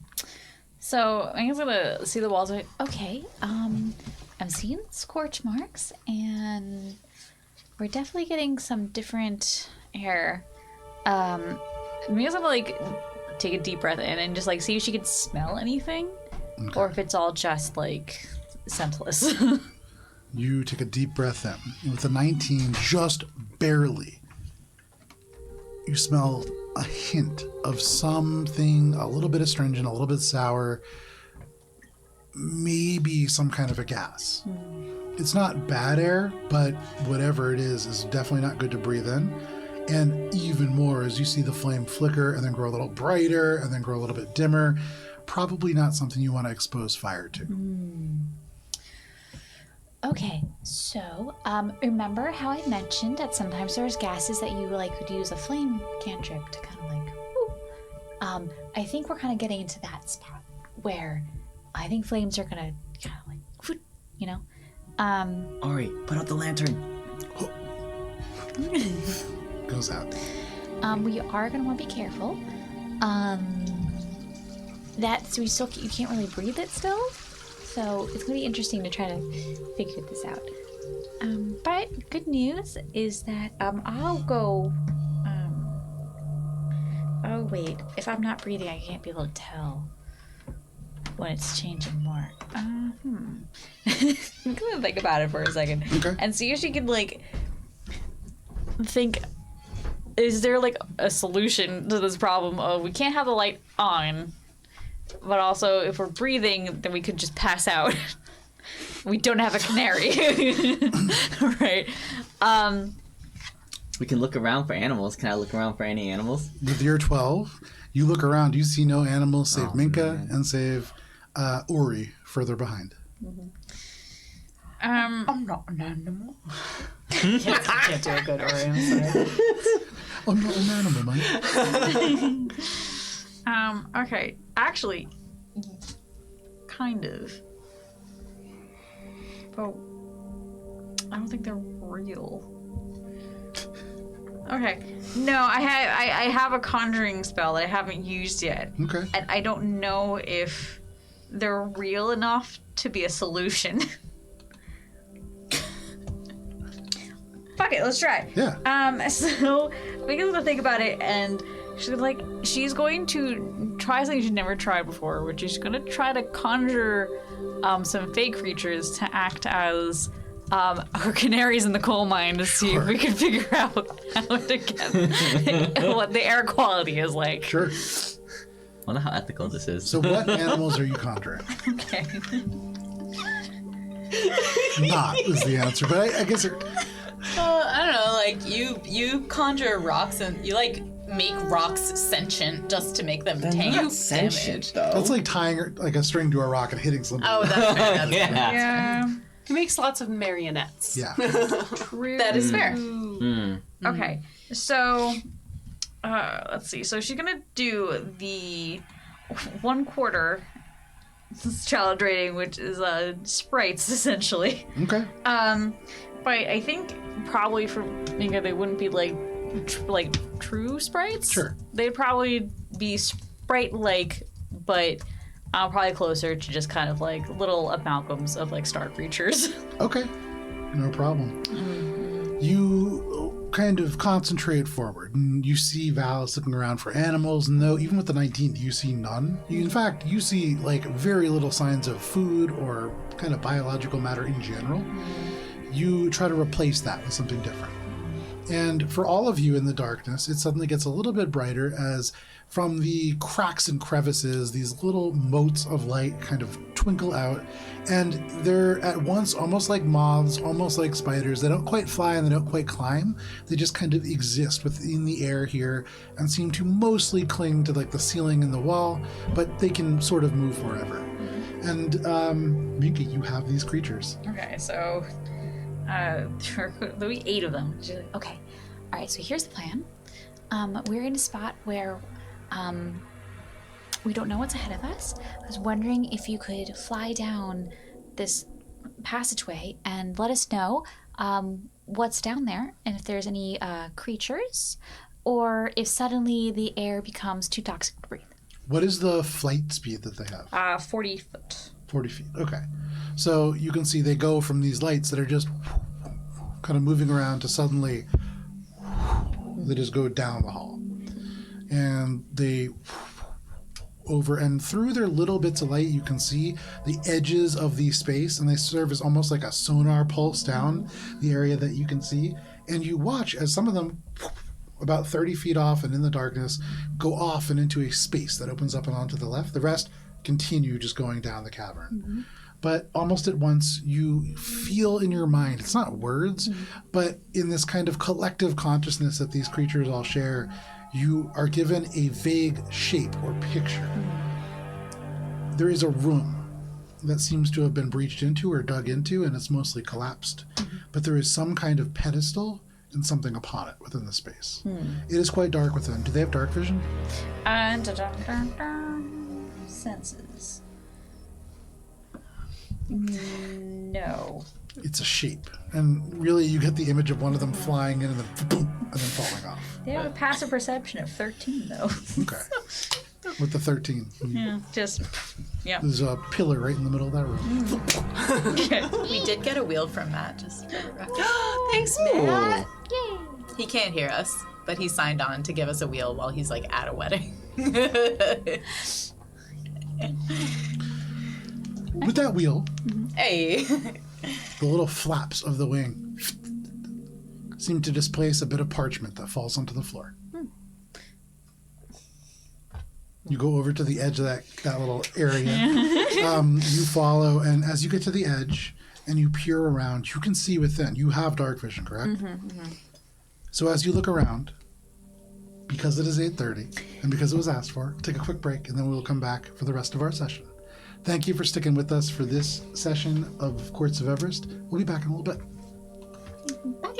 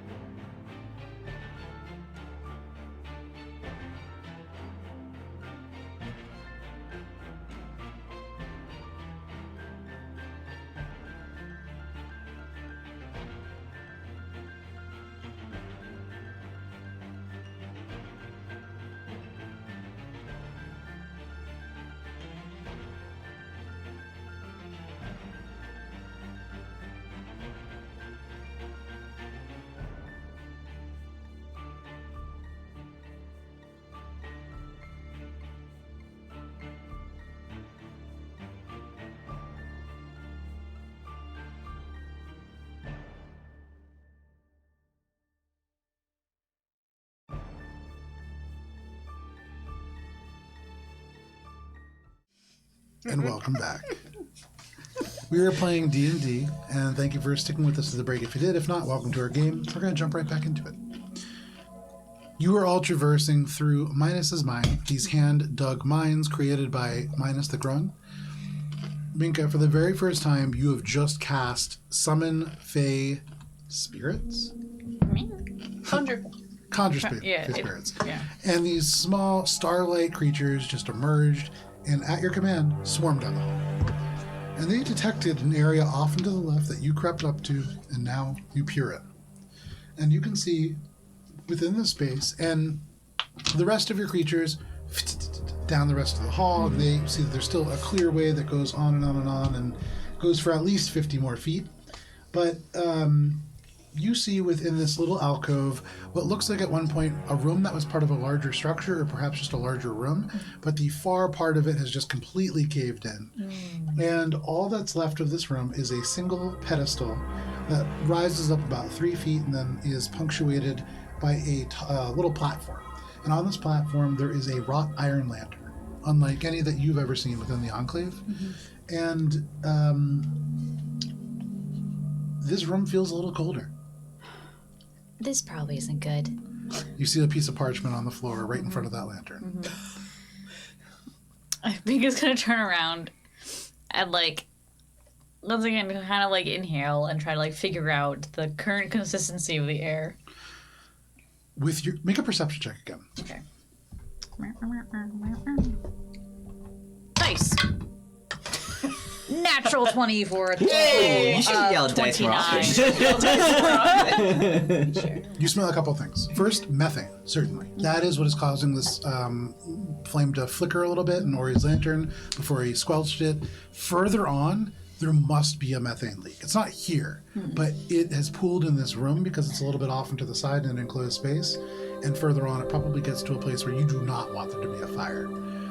And that really begs the question. You look at this lantern, and sniffing around, there's another smell that with a natural 20, you don't place as a normal cave smell. There is something sulfurous to it, but unlike natural gases. You've heard Rez talk about things smelling a little helly, and for the first time, you think you might know what that is. It's faint, but it's here, and the closer that you kind of hold your head to this lantern, the stronger it is. And there is a piece of parchment, and you can see that it seems to have... What languages do you speak? Common, Elvish, and Druidic, because I didn't take Sylvan in the Fae campaign. I can read all written language, and I can see out of the ring, by the way. That's true. Can you communicate out of the ring? Yeah, we can talk back and forth. We've done it before. I think at the moment, it's just Minka who's seeing this. So Minka, what are you doing with all this? So, she's gonna hold her breath and get closer to the lantern and pick up the piece of paper. Did you tell me to stay behind? Okay. And look at it, see if she has any idea, anything on it. It's writing. All right, dope. And then she's gonna be like, all right. So she's gonna turn around and head back to where Vals and Ori are. Okay. And be like, Okay, I have information. It's definitely methane, so good thing we put the fire out, because that's a very explosive one. Also, I think I finally know what smelling a little helly means. Because it smells a little helly over there. There's a lantern that smells helly. And a caved-in wall and a pedestal, so definitely shenanigans. Shenanigans, got it. Yeah, and it continues onwards. So, there's definitely a methane leak somewhere, not immediately here, but the farther in we go, the more likely it is that it's going to be more and more methane. So, definitely something's going on. And I found this piece of paper. You hold out this little bit of parchment. What languages do you speak, Valis? Common, Elvish, Sylvan, Uncommon, Giant. Not a goddamn clue. No idea.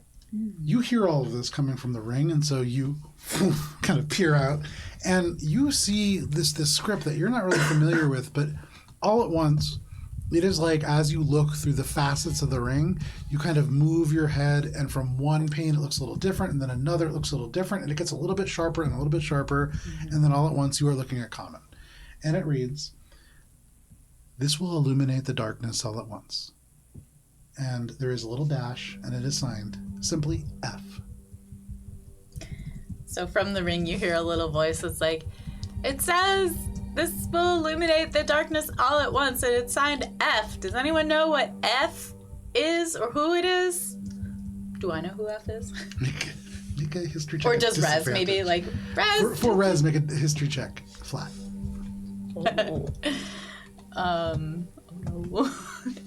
History is intelligence? He got a 19 on the dice, sir. Good job, Oh Rez. man, there's like a million demons or devils rather. There could be it could be Fiarna, it could be Fagorzik, it could be Thatch the Butcher. I mean, what are we looking at for handwriting here? Well, you can see it. You're like right there. Goes up against it and goes, not a fucking idea. No, Rez is holding the ring Oh outside yeah, of right. it. Yeah. So he just kind of looks right over it and goes, I don't know this handwriting.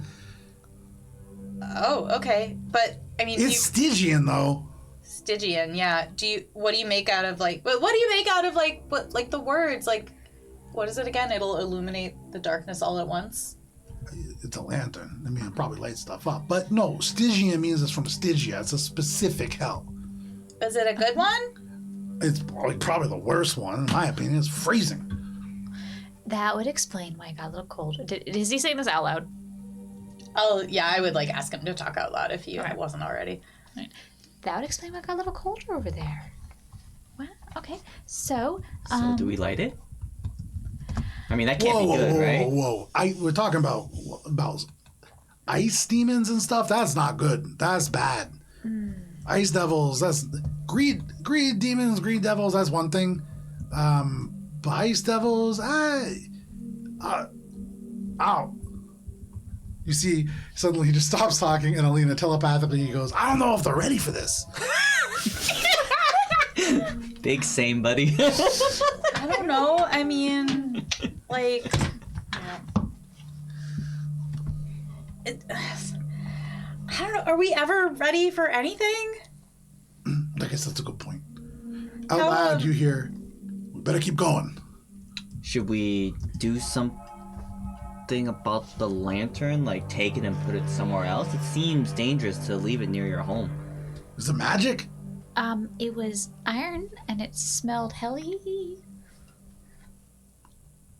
Why are you looking at me? I don't know. I don't know. Are there, is it a common thing to have lanterns? I don't know.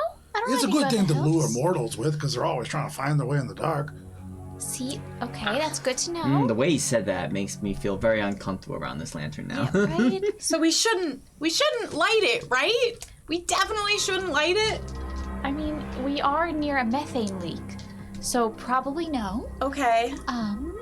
Okay, Brett, do you want to go take a look at it, Rez, to see if maybe... What if lighting the darkness all at once means that you just create an explosion? Oh, Point. You know, Billy, you got that's a good point. Yeah, I mean, maybe don't light it. Okay, Rez, I'm so sorry this is a really insensitive question, but, do you need to breathe? It's come up before, actually. I had asked him that before. Yeah, kind of. Like, if I stop breathing, I'll stop being for a while. Okay. Well, I didn't know if you had I don't know. Okay. He needs to breathe. So, I made that mistake before. well, I don't feel comfortable going too far in if there's a methane leak. You can How do you kind of plug up a methane leak? Or do you plug up a methane leak?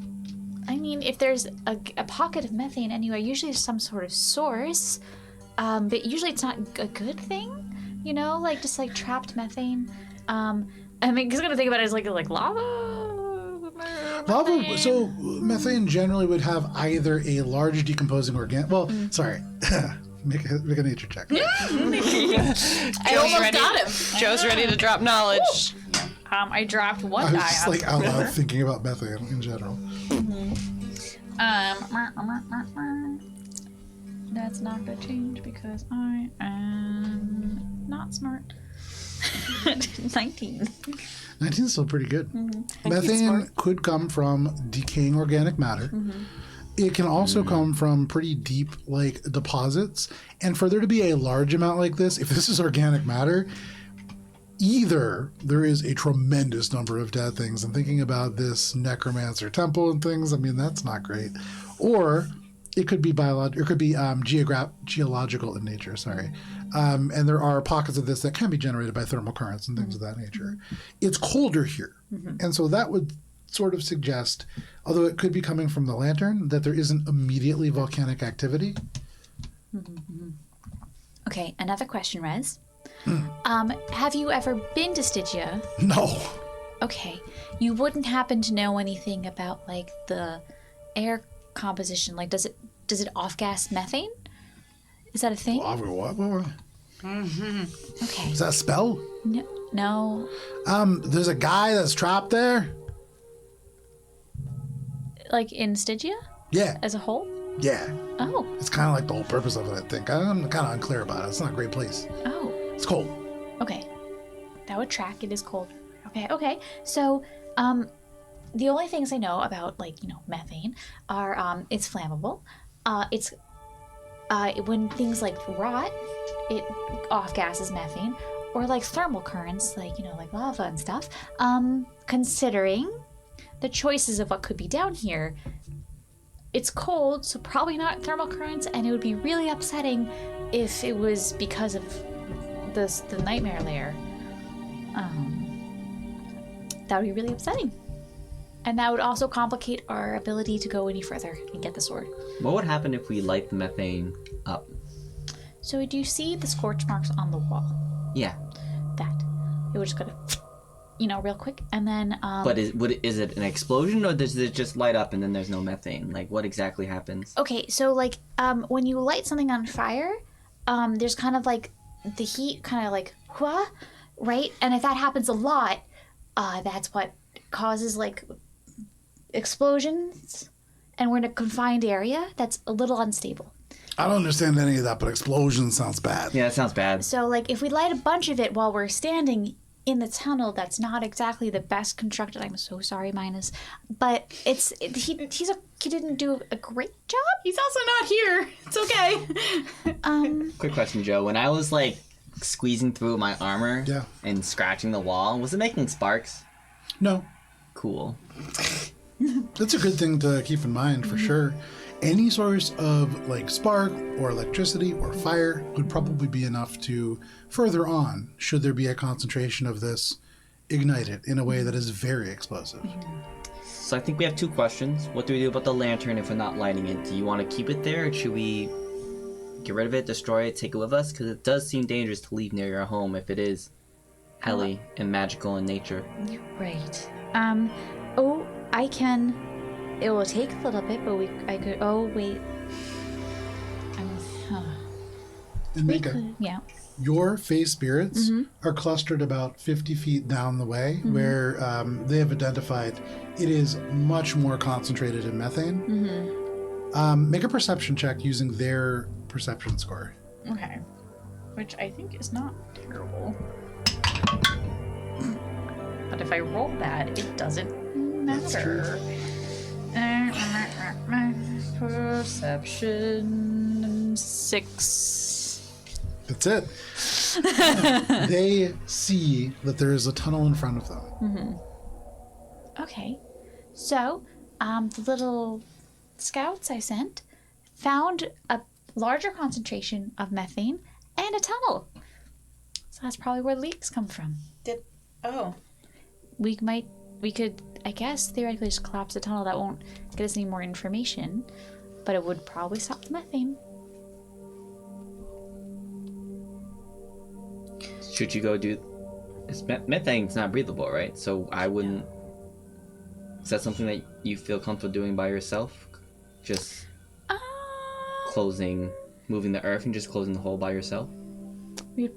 I would probably want to run immediately after.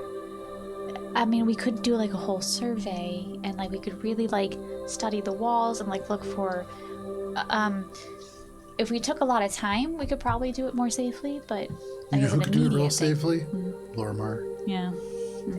Okay, so I don't know if we can get much more information without more preparation. I mean, I could just walk, but methane kind of stings, even if you're not like breathing, it's still not comfortable, and it's still very dangerous.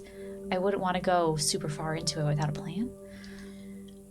Alina is gonna telepathically ask Rez, does the hell smell go down into where the methane is, or is it? Oh yeah. Yeah, that's Yeah. that's like if we were gonna get you home, that's where we would need to go. So again, I don't know that it's gonna get me home, but there's something from the hills. Yeah. beyond there, It's okay. Yeah. So we need to figure this out. So it might take some time. Is that okay? Yeah. No, it's okay. It's just Stygia's like a bad place, and that guy. He might spend some time there, so like this is not looking great for me. But like, But we need to talk to the guy. yeah, but like maybe from behind. Like, don't want to approach him from ahead. Some negotiations are best from secret. Whereas I gotta admit that makes no sense. I think the likelihood of us having a productive conversation with the people that work for him is pretty low. Oh, so we need to sneak by them somehow. Yeah. Okay. But he might be in Stygia. He could be. Okay, well, regardless, we're not going to get any further without figuring out something about the methane leak. So, okay.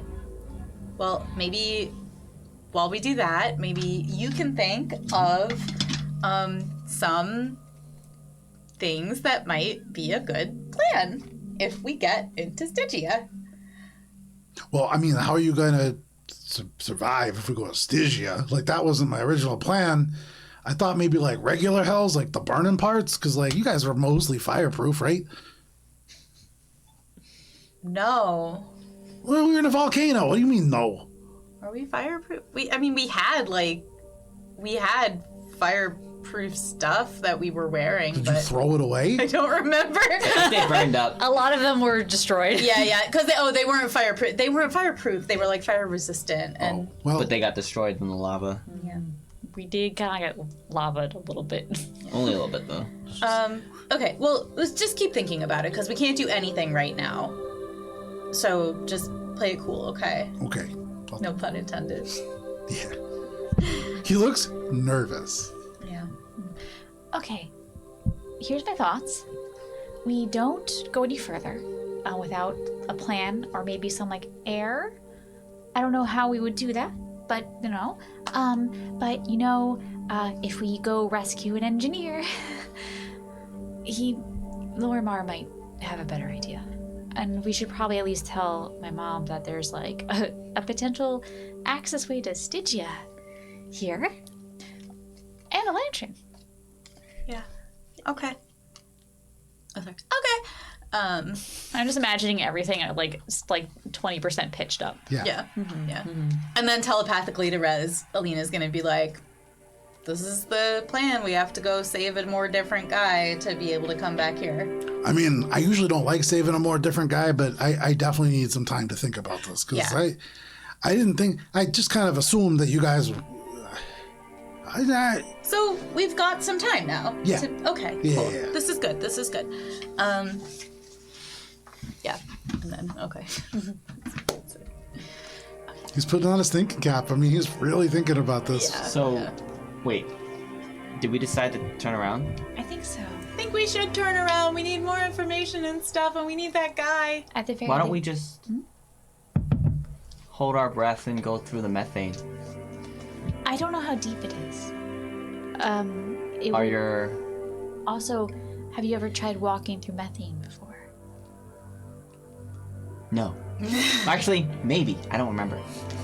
That would track. Okay, so it sounds like I've made a habit of, but I haven't been through like a whole like pocket, a giant one of methane. But like I imagine it's gonna be really stingy in your eyes, or at least maybe there's also like what if we like start walking and then like there's like a spark of like static electricity, or we hit it actually a piece of flint or something. and we set off the whole thing. I don't feel terribly comfortable going into it. I just don't know how big the pocket is. If it's a tiny one, sure. But if it's a big one, I don't know. Okay. Turn around. Yeah. Okay. You turn around, Minka. Your phase spirit's unable to pierce the thick sort of veil of methane that distorts visually the air around it. There could be something beyond, but from this distance you can't tell. And so you turn around and you begin to make your way back through these sort of porous looking rock, and slowly it becomes more kind of grung-like and then a little bit more sturdy, and the air does clear. And very quickly all of you realize that the air was not great down there. As you get a little bit further out, you're realizing that you're breathing easier, and it wasn't like it was hard to breathe, but it was definitely taxing on the ability to kind of draw breath. Minka definitely had some point to it being a little stingy going down there. But you make your way out, no problem. Can And I Lot talk is to still Billy waiting. while we're on our way Oh yeah, back? sure. Hey, so I just want to say, I hope, you're not taking it personally that, I'm trying to help Rez out. Yeah, no, we'll just find a portal to hell and we'll go through. Yeah. But if the group doesn't want to go through, I might help Rez on my own. Yeah, so we'll find the portal and we'll go through, and the group can, continue saving the world and all that. And you're cool with that? I mean, we'll come out on the other side. Okay.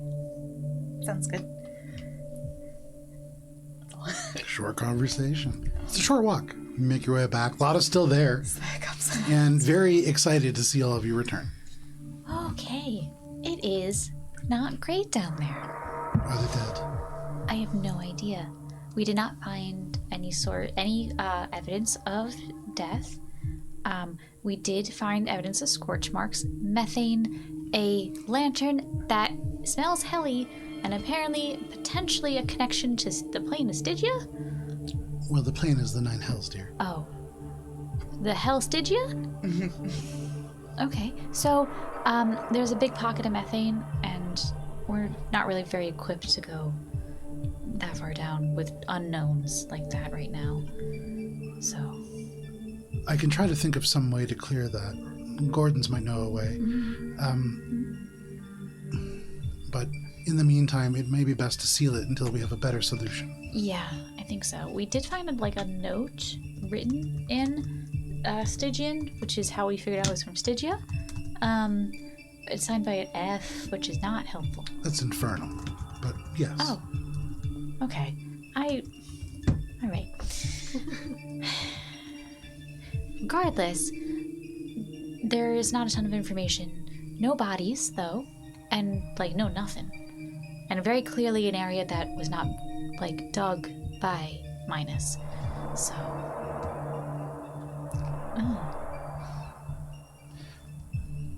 Make a insight check. I had to remember what it was in the system.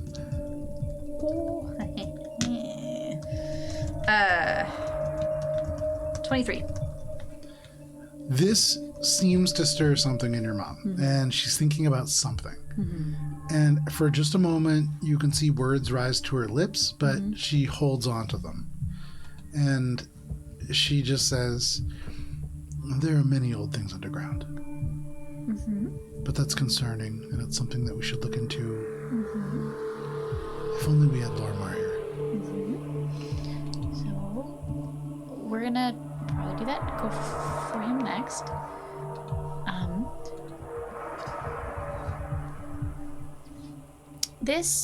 None of this would be related to why you picked the shield up again. Everything's related, Minka.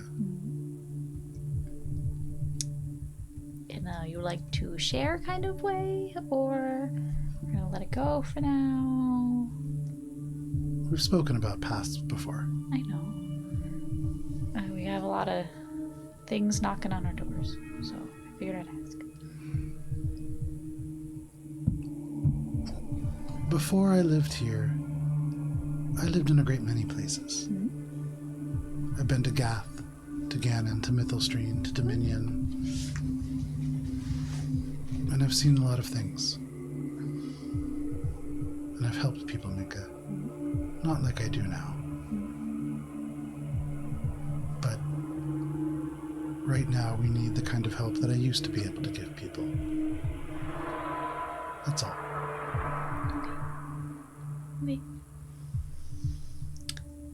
To the mines? Or the other mines? The bigger mines?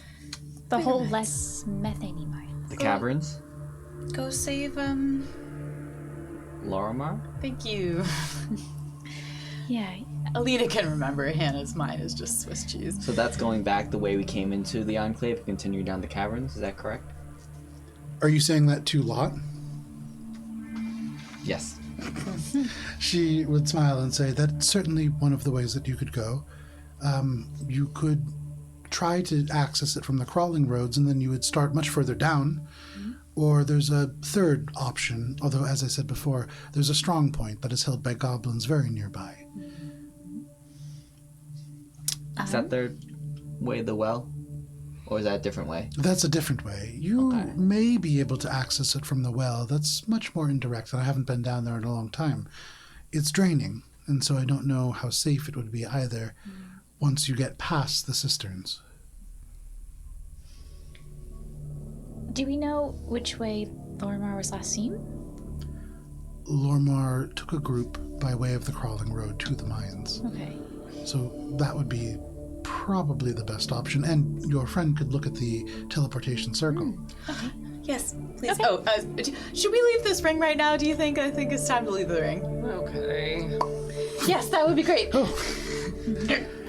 that was surprising. Sorry, I'm not good at not surprising people. I'm working on it. Well, I can bring all of you as far as the door. Okay. And then we can see if we can get through it. Oh boy. Turns around and brings you all back in the other direction. You just want them to go back.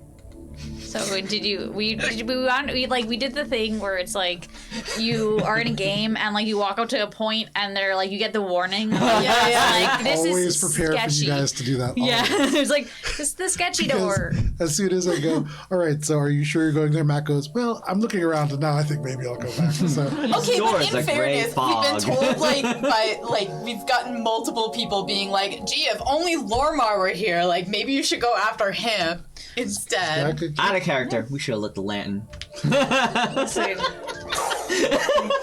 I Hope everyone's ready to roll new characters. I have my character already rolled. She's ready to go. But like in my brain, it was like we're gonna light lantern. And it's like cold fire, and then it's like oh, and then like a creature comes out of the wall. I don't know. Yeah, we're gonna go to Stygia.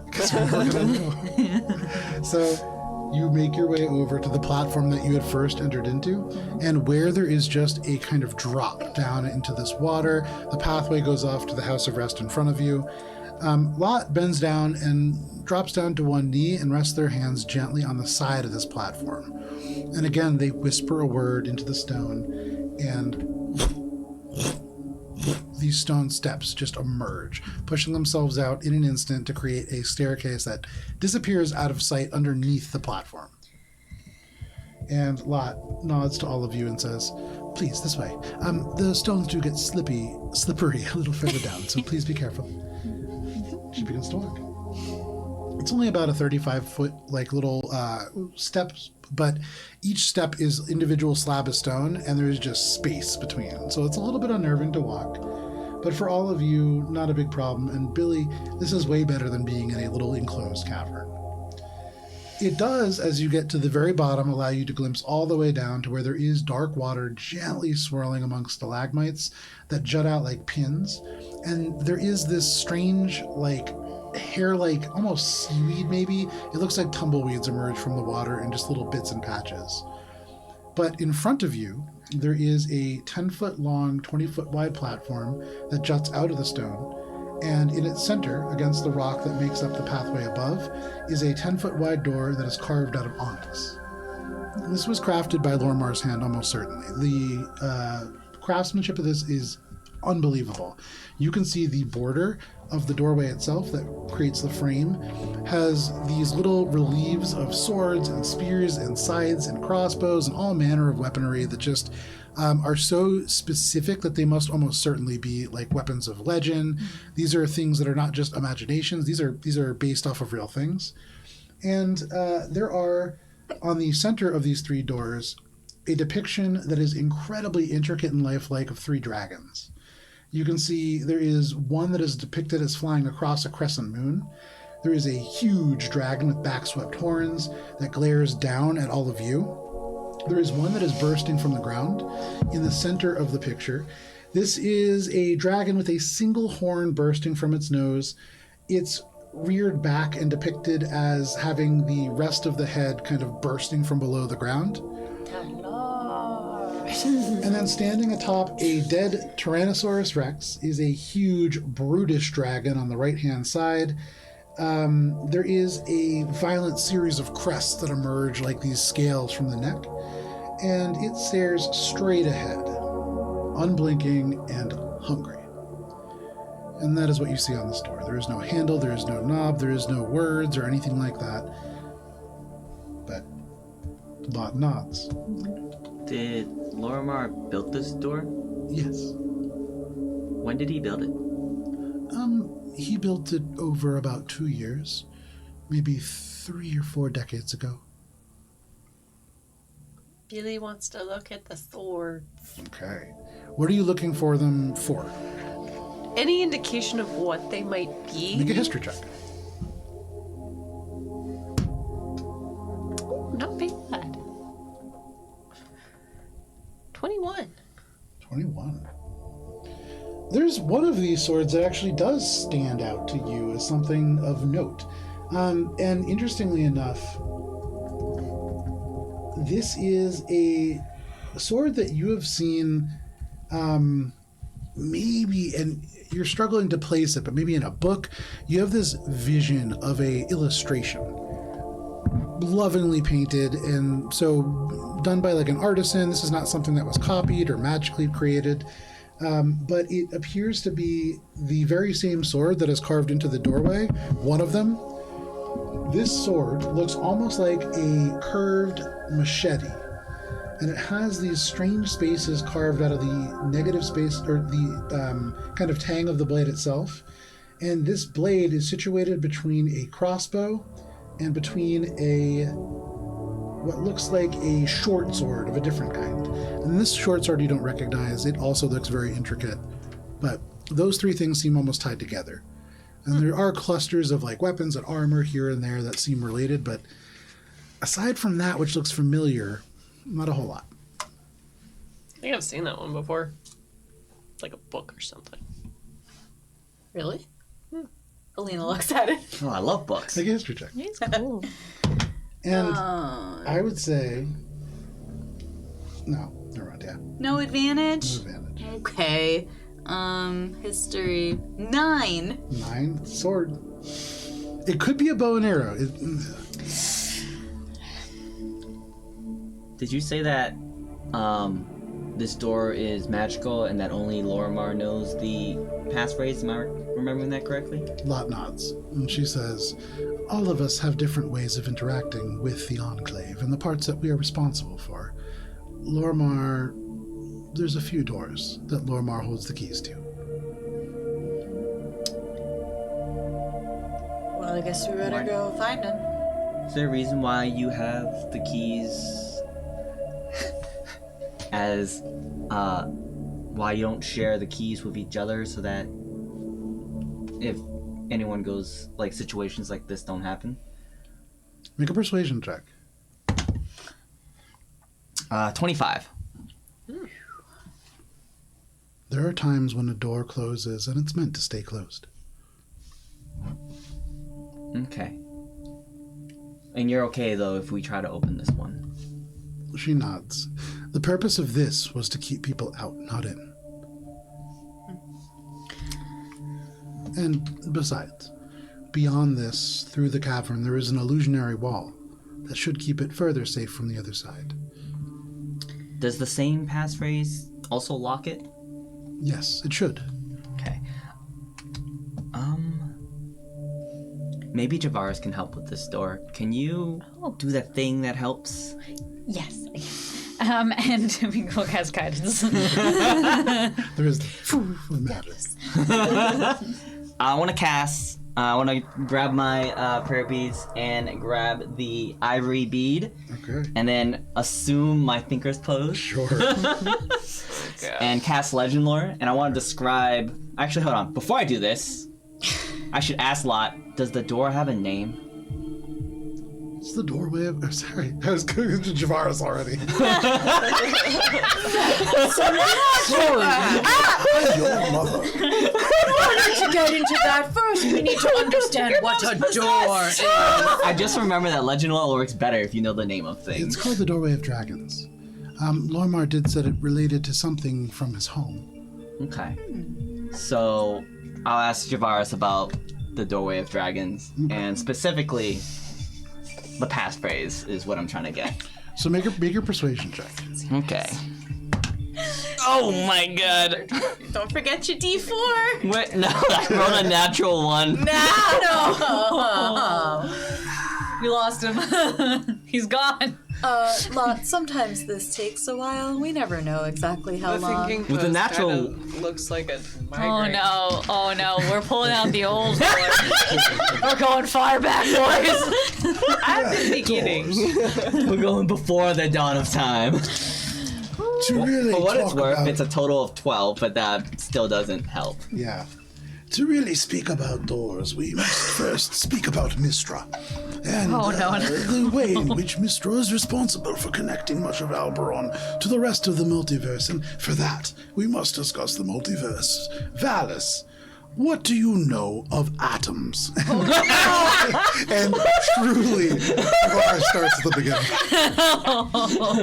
Oh, he starts. Flips a coin over towards Ori. Yeah, you got this one. But yeah, you won't get a ton out of Javaris. You learn about doors. You learn about the fact that Mr. created a door to try to connect Alberon to other things beyond, and that is how the rest of the planes were able to come in. And shortly after, the elemental deluge resulted. But So when failing the check, does the legend roll not work, or does it just take a really long time to work? in failing the check, it takes long enough that if you choose to stay for roughly 16 hours in this place and listen, you can definitely get the information.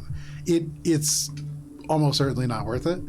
And you're getting enough bonus information that it would be hard to remember it if so. But you can wait. Okay. You could choose to just kind of walk around, taking other checks at disadvantage for the next 16 hours. Yeah. There you go. I just put it on like a podcast. Yeah, sure. So you see, Valis takes it off their neck and kind of wraps it around one side of their helm, and it's more on one side. But yeah, you have the Javar show going on. I'll tell You the know he group. crocheted? This might be a long one, but I will listen. Snow is really just water. So I may not be paying total much attention, just following you guys for the next many hours. They say the eyes are doorways to the soul. And his eyes glaze over. Okay. Can I ask, is this... I mean, this seems almost too easy, but has anyone tried... I mean, Minka knows a lot about shaping stone using magic. Is the door stone? It's made out of some kind of onyx, but it hasn't responded to attempts in that way. Yeah, I figured you guys would have tried that already. Does Lormar live forever? You say that out loud and it kind of echoes around the space. Lot says, I'm sorry, I don't understand. Well, if he's immortal, he wouldn't need an apprentice. But if he's not... I don't believe in immortality in that way. So does he have an apprentice? No. Would have solved a lot of problems. Does he have a library or any sort of place where he might notate things of this nature? Well, yes and no. Lormar has a home, and you're welcome to search it. Lormar is learned in an unconventional way. And so books may not be present. Okay, I gotta said- ask, what does that mean? Unconventional. Lormar doesn't read or write. So what does he do? He carves, and she gestures to the door. Oh. Okay. He can smith. You said that it could be from his home. Where is he from again? From the continent of Dominion, across the expanse. I asked the group, are any of those dragons from Dominion? And I go back to my podcast. Everybody can make a history check. I would say probably at disadvantage. So do you have a door? Say again? Do you have a door that you're in charge of? Much of the Enclave, yes. So, if you make a passphrase, what do you choose? I've already tried Lormar's name and it didn't work. That you would choose your own name as a passphrase? That doesn't sound very secure. 1, 2, 3, 4, 5. Password. What's your name? Billy? And if you used your name for a password, something tells me that you would still have it pretty secure.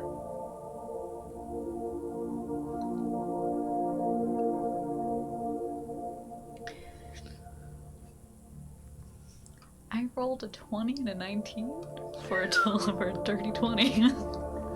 Minka, Amazing. it comes up Rolling because like you had just fire. been at home. You have a book about ancient dragons from Dominion as one of the things that was like traded away, like amongst the things that somebody once gave you for some wrap jewelry. And so you can like run back to your house and go grab that. You know, I might have a book. I'll be right back. Okay. He just like runs home. You can see a lot just goes, just remember all of your things, dear. And you can see, like, as Minka disappears, she just goes, nobody's tied anything to her. But, Minka, you come back shortly afterwards with your book. Ta-da! Da, da, da, da, da. I have a book about dragons. I thought the cover was really cool. And it actually depicts only a single dragon, but one of them does look very similar to one of the dragons that you see here. This is a dragon that is colloquially called the Obsidian Moon. They were a black dragon that descended upon what is modern day Uhex, although back then a city that existed entirely on the material plane. Part of why they are sort of in their flux state where they only appear on the material plane for part of the year is to avoid things like this dragon. This dragon's name is Usathos, the Obsidian Moon, and at one point in the book you can see they were banished to a place called the Mercandraw. And Minka, you can't help but feel like you've heard that name before as well. Isn't it? Mercandraw. Did we... Was that hag related, Mercandraw? Out of character, I think we were talking about that being where hags are from. Does that sound right? Yeah. Okay, I don't know if we talked about that in character though, but I remember us talking about that. So Did you say that out loud? Yeah. So I basically go, Usathos, he's currently in Mercandraw. That was something that came up recently, wasn't it? try the name of the dragon on the door.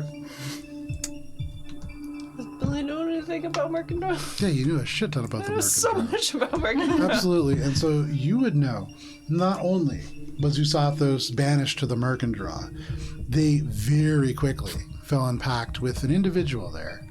You don't know much about it. Your aunties had hinted at this being a somewhat displeasurable outcome for them.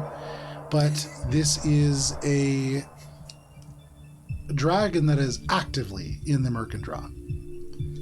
and they're quite fearsome. They live in a place within the Mercandraw that hags do not go. Alina experimentally says, Usathos. And as you say these words, you can see there is just a slight rumble in the door. And then What was the whole thing? Oh, sorry. the onyx pieces, all three of them, just into the wall, into the floor, into the ceiling, and you just see this cavern in front of you. Alright, Tavares, I think we got the door, so I'll have to tune in next time. But the wind. How will you know anything if you don't know about the wind, Valis? The northern wind is the most important one. It guides people home. It guides sailors into port. Ports, Valis. No. But you just take Doors of the off. sea. Yeah. He just keeps talking. Pause the podcast. Oh no, put it on at like 4 times speed. Yeah. Just normal conversation speed. This book, we should keep this one. Yeah. You should put them. That's a good book. In the It's a bag good of holding. book, yeah. We never know. It might come up again. What was the book called? This book is called A History of Triwards, Volume 2. Dawnfang, Silence, and the Song of Dark Morning.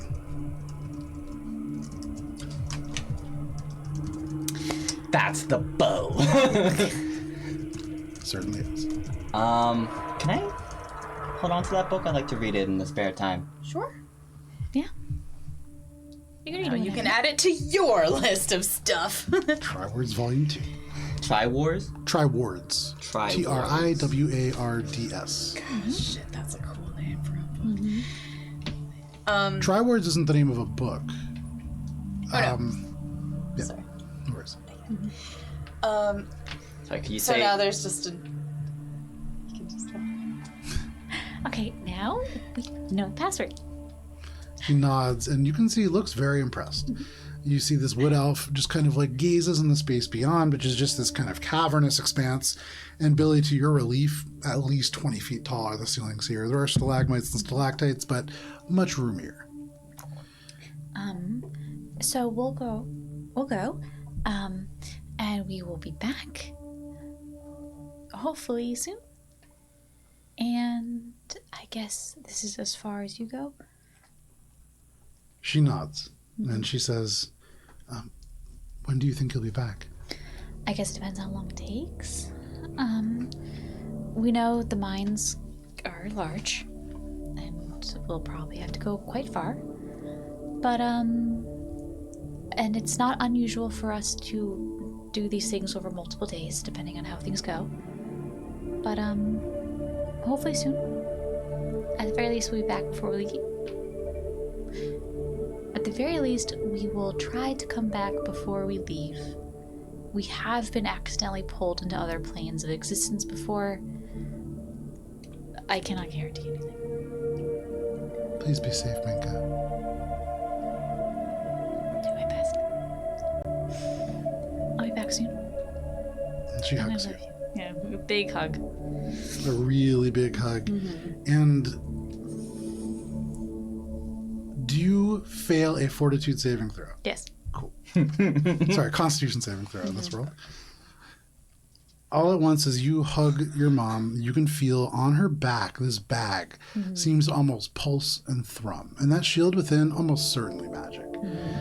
And there's a warmth that emanates from it all at once that feels protective, and it seems to almost seep into your skin and comes across from this hug. And as you pull away, it's like that warmth doesn't leave. And it stays in there, and you feel a little bit more protected. Okay. I'll be back. And she straightens up. And she turns to the rest of you and says, please bring Minka back soon. Is the teleportation circle is down this way too, right? When you move through the illusion, just keep walking straight across the road, and it will seem as if it is just another cave wall, but through there you should find the teleportation circle. Okay. So I'll make sure to study it so that we can come back as quickly as we can. Oh, if you see someone wearing all pink, just tell her where we went, and she'll make she'll find us. You plan on using the teleportation circle to come back? Yeah, we can. She reaches into her pocket and pulls out a small leather bag. And she says, promise me you'll use this to bring her back. I promise. And she passes you a bag of gem chalk dust. Hooray. Enough for one casting of teleportation circle. Hooray. Thank you. Oh, and she reaches and pulls out another little pouch and hands it to you. It's like 13 pieces of chalk. It's good to have chalk in caves. Thank you. Yes, Minka has taught us well about the chalk. Good. And Minka says you already have 2 shovels. 2 Two pickaxes. pickaxes. Oh, pickaxes. Yeah. We could. Do we have shovels? We could use a shovel. Well, I guess the only reason why I never bring a shovel is because I can just shovel. That makes sense. Is there anything else we should bring? Minka's always so well prepared. We should take one anyway, so I could help shovel. If you want to, yeah. Yeah, sure. Can we get a shovel? You could see Wild nods, walks off, comes back a couple minutes later with a shovel. No The problem. bag of holding it goes. All right. Once again, she's really pink. You can't miss. Her name's Cheshire. She's the one that can see strings. It's a very strange thing. But if I see her, I'll point her in your direction. Thank you. Will you close the door behind us? Yes. All right. Someone make nobody forget the password. Minka. And you can see she shuffles around and takes out a little piece of parchment and writes down Utsathos and then just ties it to your wrist. And she says, just please make sure that you don't lose this, okay? Yep. And just secures it. Alina also just surreptitiously is writing it down. No problem. This one probably won't get melted. Okay. I guess that's it. We'll be Okay. back, hopefully, with more than just us in tow. In a good way. In a good way. With your goodbyes, you make your way off and into this darker tunnel. About 40 feet down, as you make your way through, you reach a place that is just like flat wall, but having already been told by Lot, if you press your hand through, it just moves straight. And it's like there is just light being projected across. It is just an illusion. And as soon as you're aware of it being an illusion, it's almost too obvious. You can see through it. You can see beyond. There is a wide road, just not like a cobblestone necessarily, but just debris that has been packed down by footfalls so much that it's relatively flat. And it does rise up on either side to places that are a little bit more difficult terrain. And on the other side of the wall, there is an almost too perfectly flat place that is almost certainly an illusion. Alright, so this is the crawling road, and we'll just head straight this way. Minka just kind of looks around before walking through the illusion and be like, is there anyone here? You look around, make a perception check. Can I just look around? Yeah, make a perception check. I don't look around. 14. 14. As far as you could tell, no. And you look right into Valis' eyes, and Valis, you stare right into Minka's eyes. That's all you see. Minka's here. That's all you see. They threw the illusion. Yeah. You pass through the secondary illusion, and you emerge into a square room. And this is old. And Minka, you've been here before. You've maybe not used this. This is more just to like pick people up or things like that. But now you recognize that the architecture here is not dissimilar from that room that you had seen collapsed away in Minus's mind. Probably not connected, but the architecture is similar. You can see elements along the kind of wall that match the bits that were up against the wall that had collapsed in. There's definitely similarities here. But you see directly in front, down 3 sets of stairs, there is another platform that is just a teleportation circle.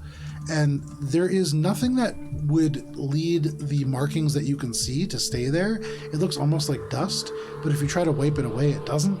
If you try to smudge it, it doesn't. This is like almost, it's hard to tell. It's almost like shadow that you can't move and that isn't cast by light.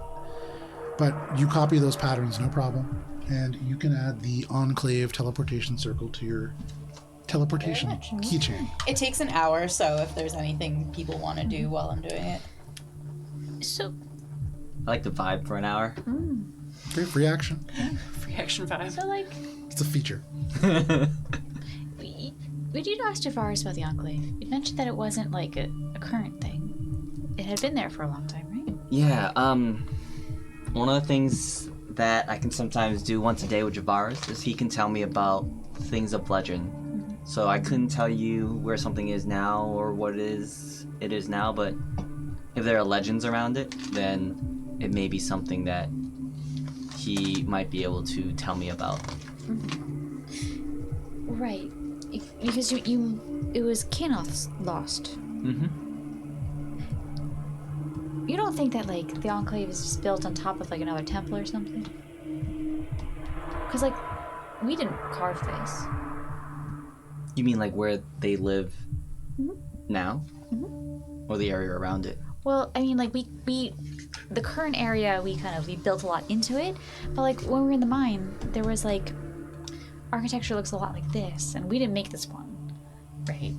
I think this one was here. At least it predates me for sure. I mean, like, it's not that, like, the Enclave isn't new. It's been around for a while. It's just new to you.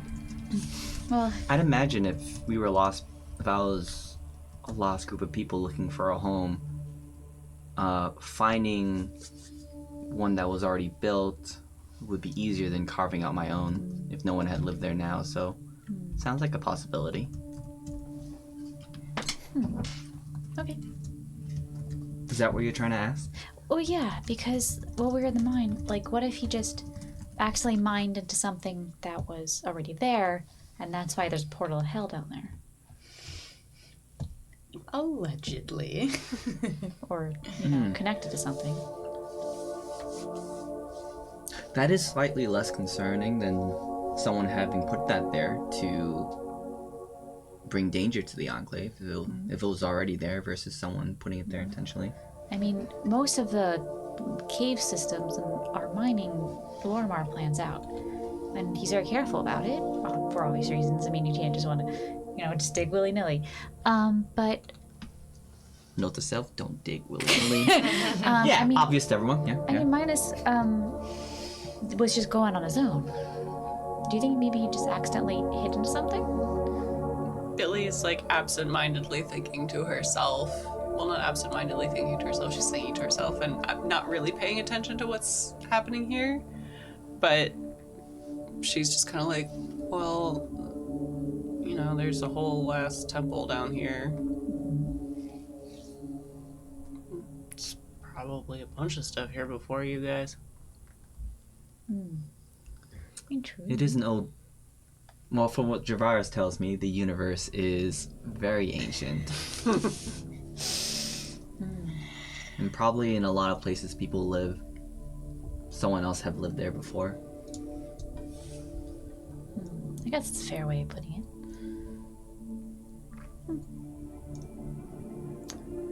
Your home was very nice.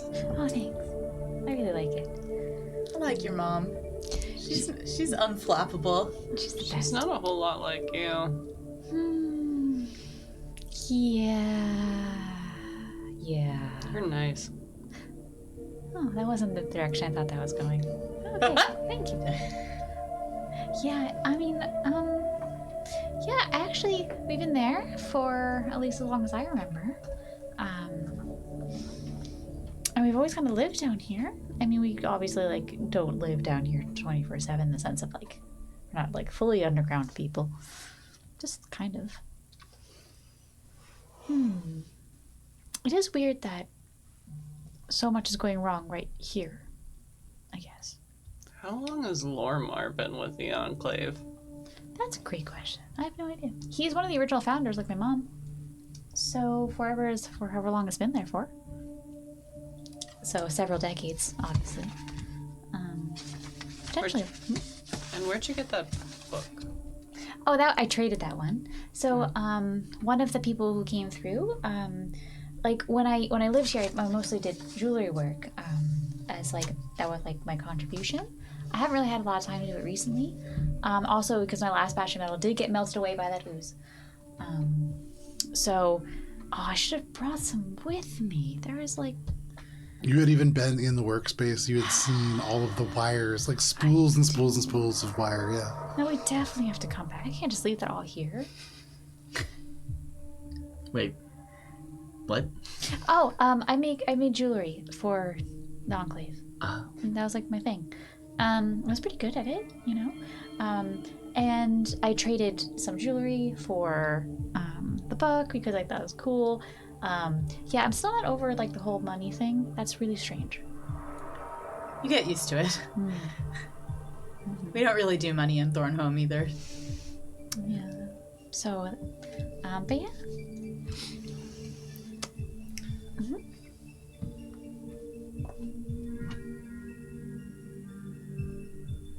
What's on your mind, Bill? So this guy lives underground for decades. Just happens to know a lot about dragons, but also doesn't read and write. Where does he hear about all these dragons? From others? Mm-hmm. Why is your mom so mean? She's just like that. I mean, she's not mean. She's just stern. I didn't think she was mean, I like but she didn't seem to trust you. she. Dude. I mean, there's some truth to that. Yeah. I mean, to be fair, like she has been kind of like the one of the heads of like our community for a really long time, and so just like her default state is kind of like, I am doing things because it's important, and people are asking me important questions, and I have to focus on this important thing. And please put that down, Minka. So so she just kind of comes across that way a lot, but she's really nice. She does know a lot, and she, you know, she taught me everything I know. But I get what She you're knew saying. that scriptless inferno without skipping a beat. And Lorimer's kind of like that too, where he's kind of like, he just kind of like knows a lot of stuff. Very talented, as you saw. You know, he's carved for us quite a lot, and he plans like all of our engineering tasks, so it makes life a lot easier for sure. And I wish I could like talk to them about like the grungs, and maybe you could think of like some way to help them, because you know they are really bad at building. Did you read that book yet? Yes, a long time ago. Not recently. It's been like at least a couple years. How much does it talk about Mercandra? Do I remember how much it Not a talks lot. time And is it's the that? end. So, like at the very, very end, this individual or this dragon was banished by a number of people who came together in Everest, in Dominion, to be able to like gather forces, sail across the ocean, and do battle with this creature. They were banished to the Mercandra, and that's really the only mention of it within the book. Okay. The book is mostly about, I'm assuming, just like the legends around the other dragon. Correct. Yeah, this dragon that like tore through Northern Dominion, like melted parts of the snow, and really like for unknown reasons left that continent. Okay. And for just so we know, is this book written pre-Dragons Returning? Yes. Okay. Just want to be sure. This is like, and so also worth thinking about, may not be history, but certainly was written as like a long ago when there were dragons. Yeah. So written sometime in the middle to early like third age. What age are we in again? The third age. Your dragons came back 10 years ago. Ah. What? Why? That's so weird. Oh no, bro. Unusual. So, It's not my fault. How much time left until the circle is done? Circle could be doing whatever you want. Okay. Chatting. Well, Gary, go ahead. so it doesn't really talk about Mercandra. No, it's more of like the fairy tales of like, oh, like these massive creatures once terrorized Alberon, and now they're not here anymore. It was cool. I had a lot of cool illustrations. When we were in the Candlestick Forest, the hags mentioned being aligned with dragons and how it's a better deal for them. We've heard that a lot, that the hags and the giants and the dragons are all working together for Glacial Duneth or whatever. Right. This isn't the first time that hags and dragons have teamed up. Merkindra is where the hags are from, basically. It's where the leaders are. And it's where the Obsidian Moon now lives. As part of a pact with, you know... Alina makes a mental note to ask what the Obsidian Moon is. Oh, it's just dragon. the dragon. Oh, oh, right. Oh, Oh, it's a So like it's a real dragon. Usaphos. Yeah. It's not great. But also there's a recurring theme here. Ah, I see what you're getting at. You don't think there's is there like a schism in the hags? Is there like, or do you think it's all of the Obsidian Moon's plan, and now that Glacial Duneth is back and terrorizing the Feywild, it's like part of that as a larger scheme? I don't really know. I just know that this is a thing. Yeah. And it doesn't sound like a good thing. I mean, anyone who gives hags more firepower isn't a good thing. Also, the red dragon's like nearby, right? Like in these mountains. Red dragon? Glacial Duneth. Oh, the one in the north? Yes. Oh, we are in the north. That was why we went underground originally. I mean, also That's it's one of the reasons. a dragon. It kind of flies real fast. I guess. Have you guys ever actually like seen one? Yeah. Maybe, I don't remember. They're pretty big. Like in comparison to the rock. Much bigger. That rock was huge. It was. It picked Lena up. Yeah, it's cool. Like, the rock is a shadow at 200, 300 feet up that you're like, oh, that's a really big ass bird. A dragon's a shadow like that miles above us. Oh. And worse, you probably wouldn't see the dragon. They're a lot smarter than a rock. Rocks are just dumb animals. Dragons are not. I've only seen it flying and far away at that. I've never had the displeasure of interacting with one. I guess I never really like thought about it. Dragons always seemed like a not real thing, you know, like. Yeah, like a problem, but not really for me. I don't know, that door is pretty lifelike. It is a beautiful door. It's not how I would phrase it. Lormar. I'd ask him if he studied these things from life. Like you think he saw them? It's a realistic drawing, more than I've seen in books. We can ask him when we find him. I think that both Lormor and your mom, there's a lot more to them than meets the eye. Well, yes. I mean, There's a lot more to everyone than meets the eye.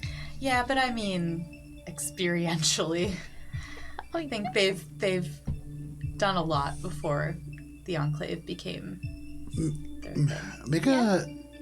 Make a history check, and this is really retrospectively. How much have you paid attention to Lormar's history? He's not super shy about it, and so there might be some things that you know. But also just like, was I listening? Exactly. Matt gave us a freaking blow. What's wrong with him? What? Matt! He said A returning to 5. A 5. What a Get the fuck out of here, Matt! Look what you've done! You think back, and you can see the jet black hair braided into a pair of long knots that goes down the face and kind of joins with the beard of Lormar. And you see this person who, like, somebody who is trying to trade with them is questioning whether they know what they're doing. And Lormar is sitting there and they are talking about how they were trained by Wong Wong Wong, who themselves trained by Wong Wong, who in turn the last disciple of Wong Wong Wong, forager of the Wong Wong Wong. And man, you wish you paid more attention because that's probably important. God. I know that if we find Lormar, he'll be glad to tell you. I can't. You know, when people like say a name to something, and like you've never heard of it before, and you like no context for it, and it just kind of like flies around your head and then goes away after a while because you have no idea what it means. No. Yeah, no, I always listen. Oh. I get it.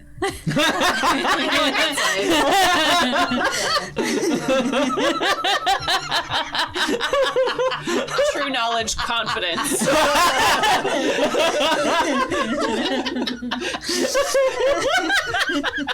So, Alina, you finish your drawing, and you can add that to your kind of keychain of teleportation circles. Your hour has gone by, and so you are all still within this place, but the crawling road is behind you, and you can go either to the west or to the east to kind of pursue the direction of events as they have been occurring. You would want to go east. Okay. But you can absolutely just wind around and see what lies west. I That like is to go certainly- west. I mean, you can just spin in circles. It's Trolls. We will fill that out as ambiguously as possible and hope for points. Yeah. So what are you all doing now? So east though, right? Yeah. Okay. Hori's not here to pull us in a random direction. No, that's a joke. No, I'm not going to go east. I'm going to go west. Obviously, they want us to go east. He definitely But he wouldn't. did that in the forest. He definitely wouldn't just sprint down the road. We all just had to be forced to follow him because he's gone. So you are all making your way east. Yeah. Yeah. All right. You pass back out through the illusion and into the crawling road, and you begin to move. Can everybody make perception checks, and who's leading the way? I guess I am because I'm the only one who knows where we're going. Dope. Does Rez get a perception check as well? He does. I'm gonna guidance myself. I'll be behind her in the marching order.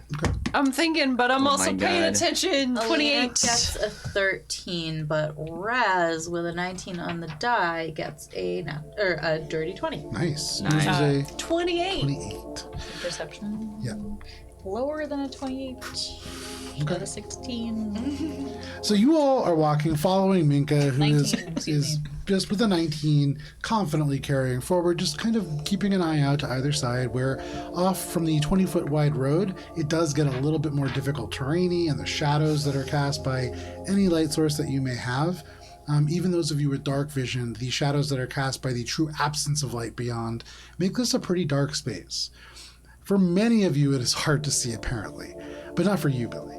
For you, you see everything. You see that here and there. It feels like the cavern splits off, but really it's mostly just one path that goes forward. And there are places where you can choose, and you're recognizing very quickly, Billy, if somebody wanted to set a trap, kind of put a tripwire or something like that, it would be really easy to set little places that would be hard to not be funneled into. Billy's gonna elbow Ori in the side and just be like, pay attention. All right. And kind of looks down. He uses his eye for detail. apple first. No. And as you sort of gesture to Ori like starts looking around, and Ori watches Minka as Minka like travels forward. And Minka, you confidently leading the way ahead. Everything is just perfectly open. You know, off to the left and right, these paths, they don't really mean anything. They'll join back in ahead. You are focusing on this little archway of stone that forms kind of like one of the first checkpoints, and there are places where you know, hidden into this archway, there are little deposits of oil that you could use to fill your lanterns if you wanted. But your attention is really focused on there. And so you don't see what Ori is kind of pointing to at this moment as Ori goes, Minka, and like begins to gesture. And because it's 10 o'clock, this is where we're going to end for the evening. As Minka, you are going to start next session rolling a dexterity save. Oh no! I definitely hit that tripwire. You did. Your foot snags on something very goblin made. But it is 10 o'clock. We are going to step away. We'll be back next week for more Adventures in Oberon Courts of Everest. But if you can't wait that long, on Sunday, we're going to re-air this, preceded by our original Starfinder campaign, Mosaic Team 5. But please stay safe. It is crazy out there. Matt, hope you're having a good time at the wedding. Yay. We'll see you next week. Goodbye. Bye.